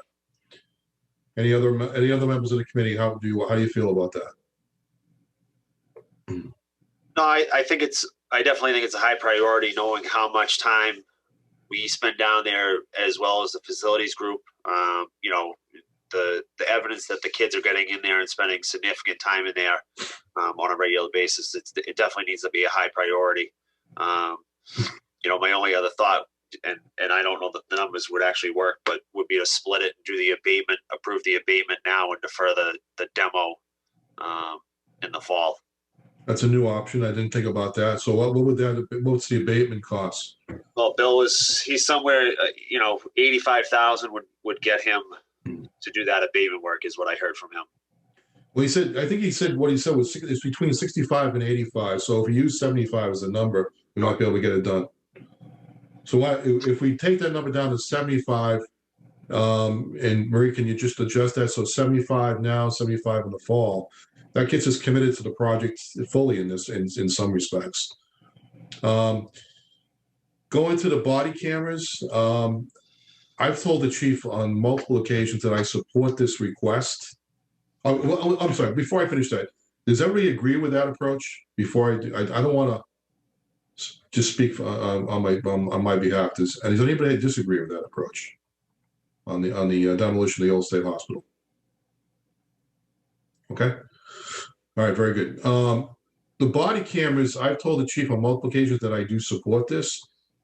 And I'd like to get everybody else's perspective on this, but I do think it's something we could defer to the fall. That being the case, that it's something that I don't think we have. It's important. It's something that we all think is vitally important. But I think we're in a better position to deal with it in the fall once we have a better understanding of our financial position. Anybody have any other thoughts on that?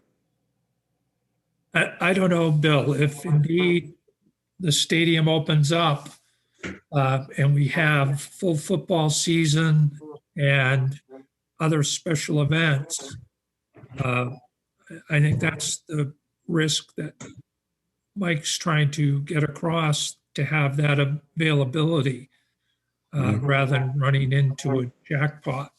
But that's my biased input. Understood. So anybody else feel strongly about this one?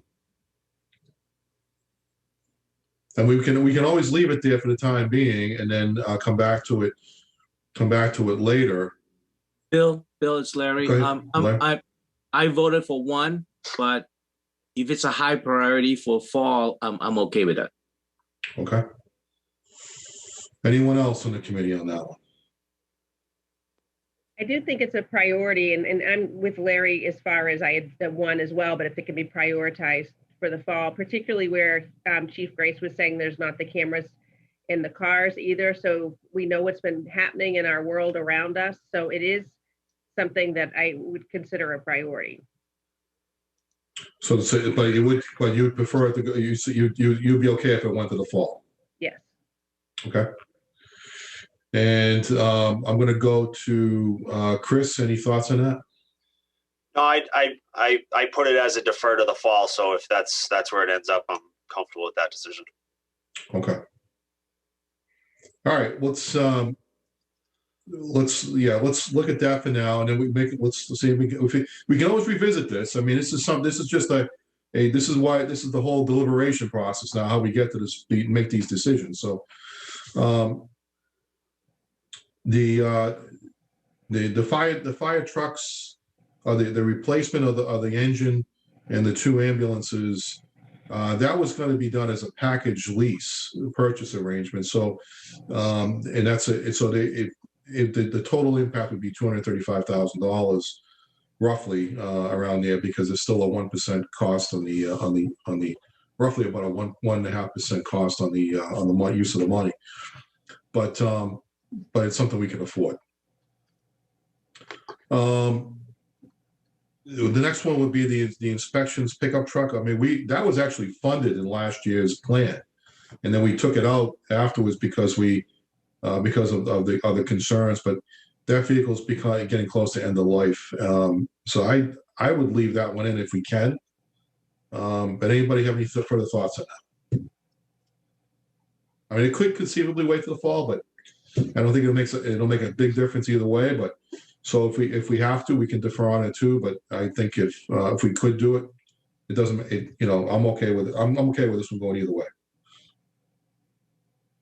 I would recommend leaving it there for now for this pass, and let's see what the number is after that. And okay. You said I think there is potential that it could wait, but it is, knowing the condition of that truck, it is something, the sooner the better on that.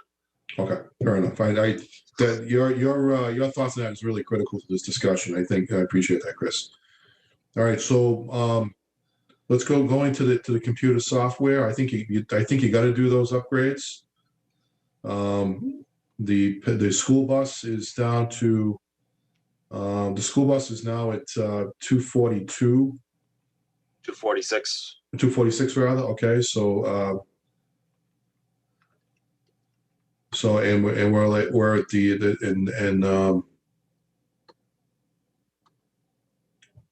any thoughts on that? I mean, I don't know if we can't do those. Put it that way. I don't see that because we didn't get the buses funded last year, other than the mini, and we're just going to continue to be putting ourselves further and further behind if we don't at least. Right, it gets expensive. It gets expensive to not replace those now. I agree. Copiers, I mean, Bill made a pretty compelling that you have copiers throughout the entire organization. If they don't work, you don't have the ability to do your job. So they become more fundamental. And even though people don't realize, they say, well, it's just a copier. Well, yeah, those copiers are important in the educational world, particularly because of the information, how it gets shared. And not everything is just done through a computer. So some things many things are done through copies, et cetera. So. And records have to be provided to people. They have to sign those records in many cases. So there's a lot of use of those computers, of those copiers throughout the course of the day. All right. So let's going down the list. One sec. Go ahead. Don't the 4 buses need to be approved anyways, whether he gets a grant for the 4th one or Exactly. not? Yeah. So either way, so the 4 buses are on the list for consideration. Thank you, Marie, for clarifying that. So even though they are approved, we're not going to approve funding for all 4. We're only going to provide funding for 3. So I would say, I don't know how you do that, but maybe I'll just keep this at that and then just keep it at 328. But or you could put it for 46 and put the remaining amount into the second into the fall. just do it that way. Only because even if he pays for it this year, this is just a planning document. So it just shows the what we're going to fund in this plan for next fiscal year. All right, thank you. And also, when we were going through the slides earlier on the ClearGov, it showed $200,000 at the top for copiers. Just you might want to go back because we're saying it's 40,000, not 200,000. Oh yeah, it's a 5-year cost though. It's the 5-year cost. Okay. Yeah, 5-year cost. Okay. Yeah. Just want to make sure that it's clear that it's the 40. Yeah, it's if that chart was showing the 5-year plan for the capital plan for 5 years, and so that's how it came up to 200,000. Now, thank you for bringing it up because it is important to clarify that for people. And the street sweeper is a that's a payment we have to make, so that's really not even a question mark at this point. The 30,000 for the lawnmower replacement, I'm inclined to defer it to the fall, but I'm open to conversation from other members. On that, I would push for that now, only because this is the season we would use it in, coming into spring and summer. If we push it off until the fall, it's something that we're not going to be able to utilize this year. I would almost defer the larger truck for 150,000 over the lawnmower. Okay. All right. Well, that's your operation, Chris. So and I don't mean to say that in a way that you're actually talking against your operation, but operationally, we know what you can survive and what you can't survive with. So I think that's important to know that. Yeah. No, and I think that knowing the lead time on the 6-wheel dump truck, the larger dump truck, pushing that off into the fall really isn't going to hurt. I mean, it'll push it until I wouldn't have that truck until March of next year anyway, if we voted today. So I would rather push off the 6-wheel dump truck to the fall and keep the lawnmower in there. How do you feel about the 1-ton?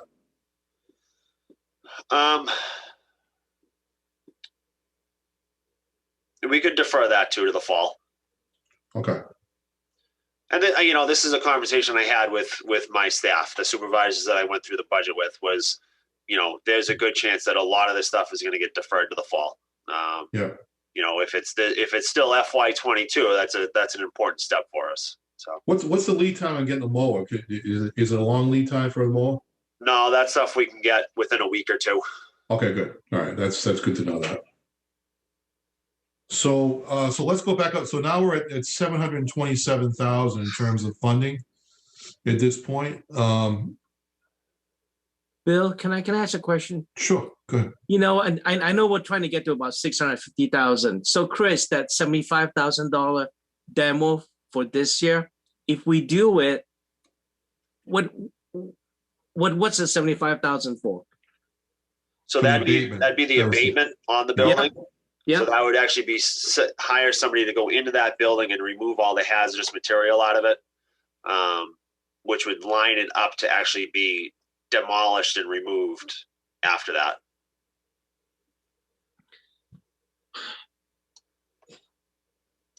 I think it was my thought on that was it dedicates us to doing that work. I know if we put the whole thing off into the fall, then we put it all off into the fall. And to be honest, I don't know. I don't see Bill still on here, but if that price estimate was all from one contractor doing it all at the same time, if we split it and now it's 2 different contracts and 2 different contractors, that price may go up. I don't know the details on that. Yeah. That's I don't know that. I don't know that, but I'm inclined to think it is. That he's one contract to do the whole thing, but I don't know the answer to that. I think if I'm in a position now to get us to the point where we want to try and get down to a number that makes sense, that we can reasonably afford, I defer both items to the fall. Only because on the basis of what we can afford, what we can't afford right now. I mean, that's just my thought. I mean, that puts us at 652, which is almost exactly what we look for. Is that reasonable to the finance team? Because I'd like to hear from the finance team on that piece. George? That's a number we feel comfortable with, given the uncertainty right now with the local receipts. Right, exactly. And we don't know if the next aid package is going to be restricted like all the previous ones. We're hoping we Right. could use it for revenue loss, but you never know with the feds. Right. George, you have any thoughts on that? Well, I think now I mean, we have discussed that in the 650 was I mean, 2,000 isn't going to do anything. Yeah. Off of it. Right. But, I mean, it's close enough, but I keep saying it over and over again to you guys that I mean, we're only pushing it off a few more months. The fall will come faster than we can you can even think about, and we'll try to get the rest done, and hopefully we'll be back into a normal situation then, and we'll have enough free cash that it'll be comfortable to do it, and we're not like hamstringing ourselves. The other thing that I want people to be aware of, and I didn't mention this earlier, but it's really important for everybody to know this, is that we actually are going to, our free cash, we're going to actually have an addition to the free cash that we didn't normally do in previous years. And that was that our health insurance account this year, the Maya is going to be granted to all its member communities a benefits, a premium holiday, which will occur in June of this current fiscal year, which means that neither the employee nor the town has to pay the premium for a whole month. And the reason they're able to do that is because of the fact that a lot of folks are still not getting the kind of medical treatments that they were doing because of COVID. They were not going for their optional medical procedures, things of that nature. So what's happening is that the cost of being deferred, if you will, to other times, and as a result, the cost on the insurance side has gone down rather dramatically. So that's really helped us. Now, conversely, we're nervous about in working on that group. There's a fair amount of nervousness that at some point the economy is going to shift and go back to full speed, and as a result, there's going to be a huge demand on the insurance rates, because a lot of these doctors and hospital facilities are going to start looking to do those optional procedures again rather quickly. So that's going to be an impact on the system. So that's why you can't really adjust the rates downward, but you can actually give money back. And I think that's the reason why if you adjust the rates downward, then you're creating a false sense of security that those rates are going to be consistent, are actually going to hold up against what the actual costs are going into the future. So I think it's a good way of handling it. It's actually a very responsible way of doing it. That way we don't end up with a huge gap in next year's costs. So but the long and short of that could generate close to $1 million in savings to us as a result of that. So I think we're going to be in good shape heading into the fall with that additional amount of money.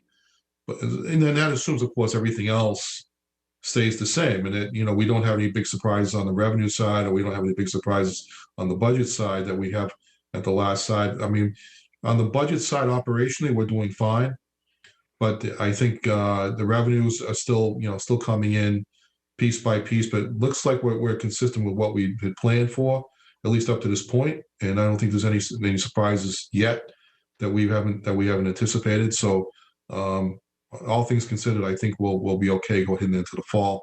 And that 778,520 number that we're looking to defer is something we might be able to deal with going into the fall fairly easily.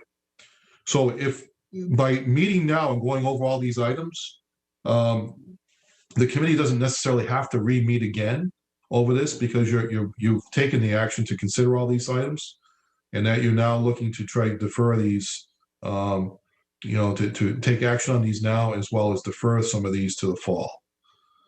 So at this point in time, I would, if there's any other questions before we take a vote on all of this, go ahead. My question would be, when we ranked these initially, we ranked them to fundable this year, defer to the fall, or defer to another fiscal year. That's correct. So the items that fell initially into that defer to the fall category, I don't believe are shown in Marie's 778 number. Is that correct? That's correct, yeah. Let me add those. I'll add those in now. Okay.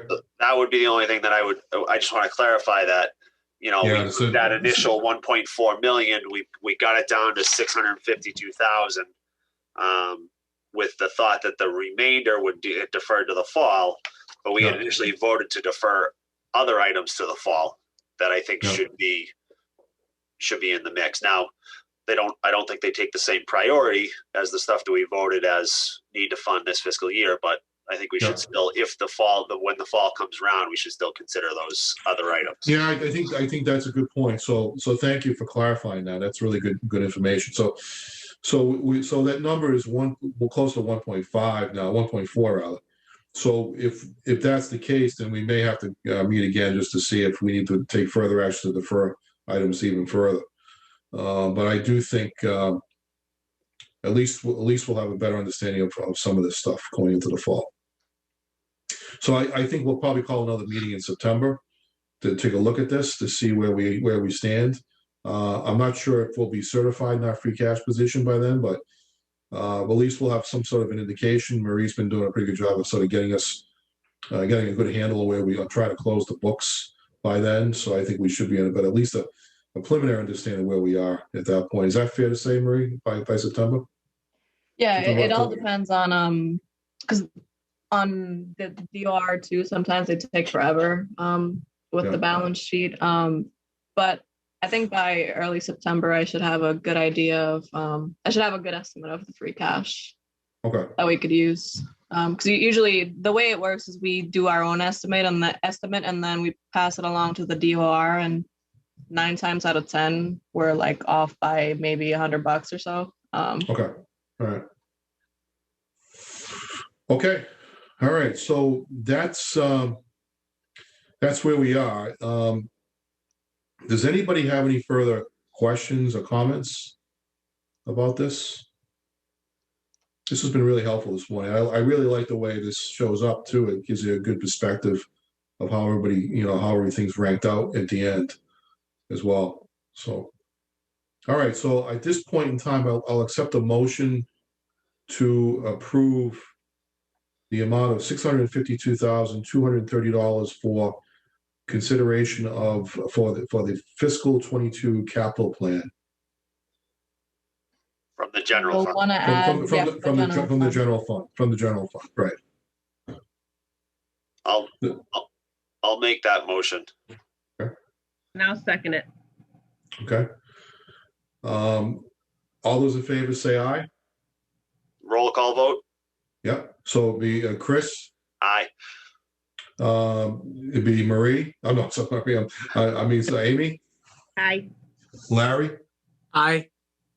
Ed. Aye. And the chair votes yes. Okay, thank you. And then we're going to need a vote on the fire for the amount to come from ambulance receipts, and that would be the amount of $235,000 for engine 22 replacement, ambulance replacement, and ambulance addition. Do I hear a motion to that effect? So moved. Do I hear a second? Second. Yeah. Okay. And so all those in favor of, correct me if I'm wrong, who was the second on the first motion, by the way? Was it Amy? Amy? Okay, great. All right, just want to make sure that I had that. All right, so so all those in favor say aye, and I'll go to Chris. Aye. I'll go to Amy. Aye. Ed. Aye. And to Larry. Aye. And the chair votes yes. Okay, great. All right, and then we go to the Chapter 90, and that is for the amount of $623,656. Now, Chris, is there any chance that number may go up this year? Only if they choose to appropriate additional funding to that balance. It's a $200 million bond item for the state. If they choose at some point in time in the fiscal year to spend more money, then that number could go up. But at this point in time, I don't see that changing. So does it make sense for us to vote? Okay, so it doesn't. You don't think it's going to change? So So it's okay to vote the number at 623, 656, right? Yes. Okay, great. All right, so I'll accept the motion to approve the amount of funding, of spending 623,656 towards street reconstruction DPW projects. So moved. All right, I hear a second. Second. All right, Ed has the second. And all those in favor say aye. Chris? Aye. Amy? Aye. Ed? Aye. And Larry? Aye. And the chair votes yes. Okay. Am I missing anything at this point, Marie? Nope, I think we have it all covered so that, So we had three separate votes, free cash, which was general fund, the ambulance fund, and chapter 90, for a total of $1,510,886. Do I need to take a separate vote just to approve the total amount? Or they've all been approved individually, correct? I think looking at minutes from last year, we voted everything individually based on the funding source. We did not take an overall vote. Okay, great. I just want to make sure. That's okay. All right. Do I hear? Is there anything else we want to talk about right now? All right. I will take a motion to adjourn. So moved. All right. Do I hear a second? Second. Second. Okay, Larry. Roll call vote. Chris? Aye. Larry? Aye. Amy? Aye. Let me see. Ed? Aye. Ed? Okay. And chair votes yes. All right. Thanks, everyone. It was really helpful for you to do this today. It was a great meeting. Thank you very much. Have a great day, everyone. Enjoy the rest of your day. Weekend, everyone. Enjoy the weekend. Thank you.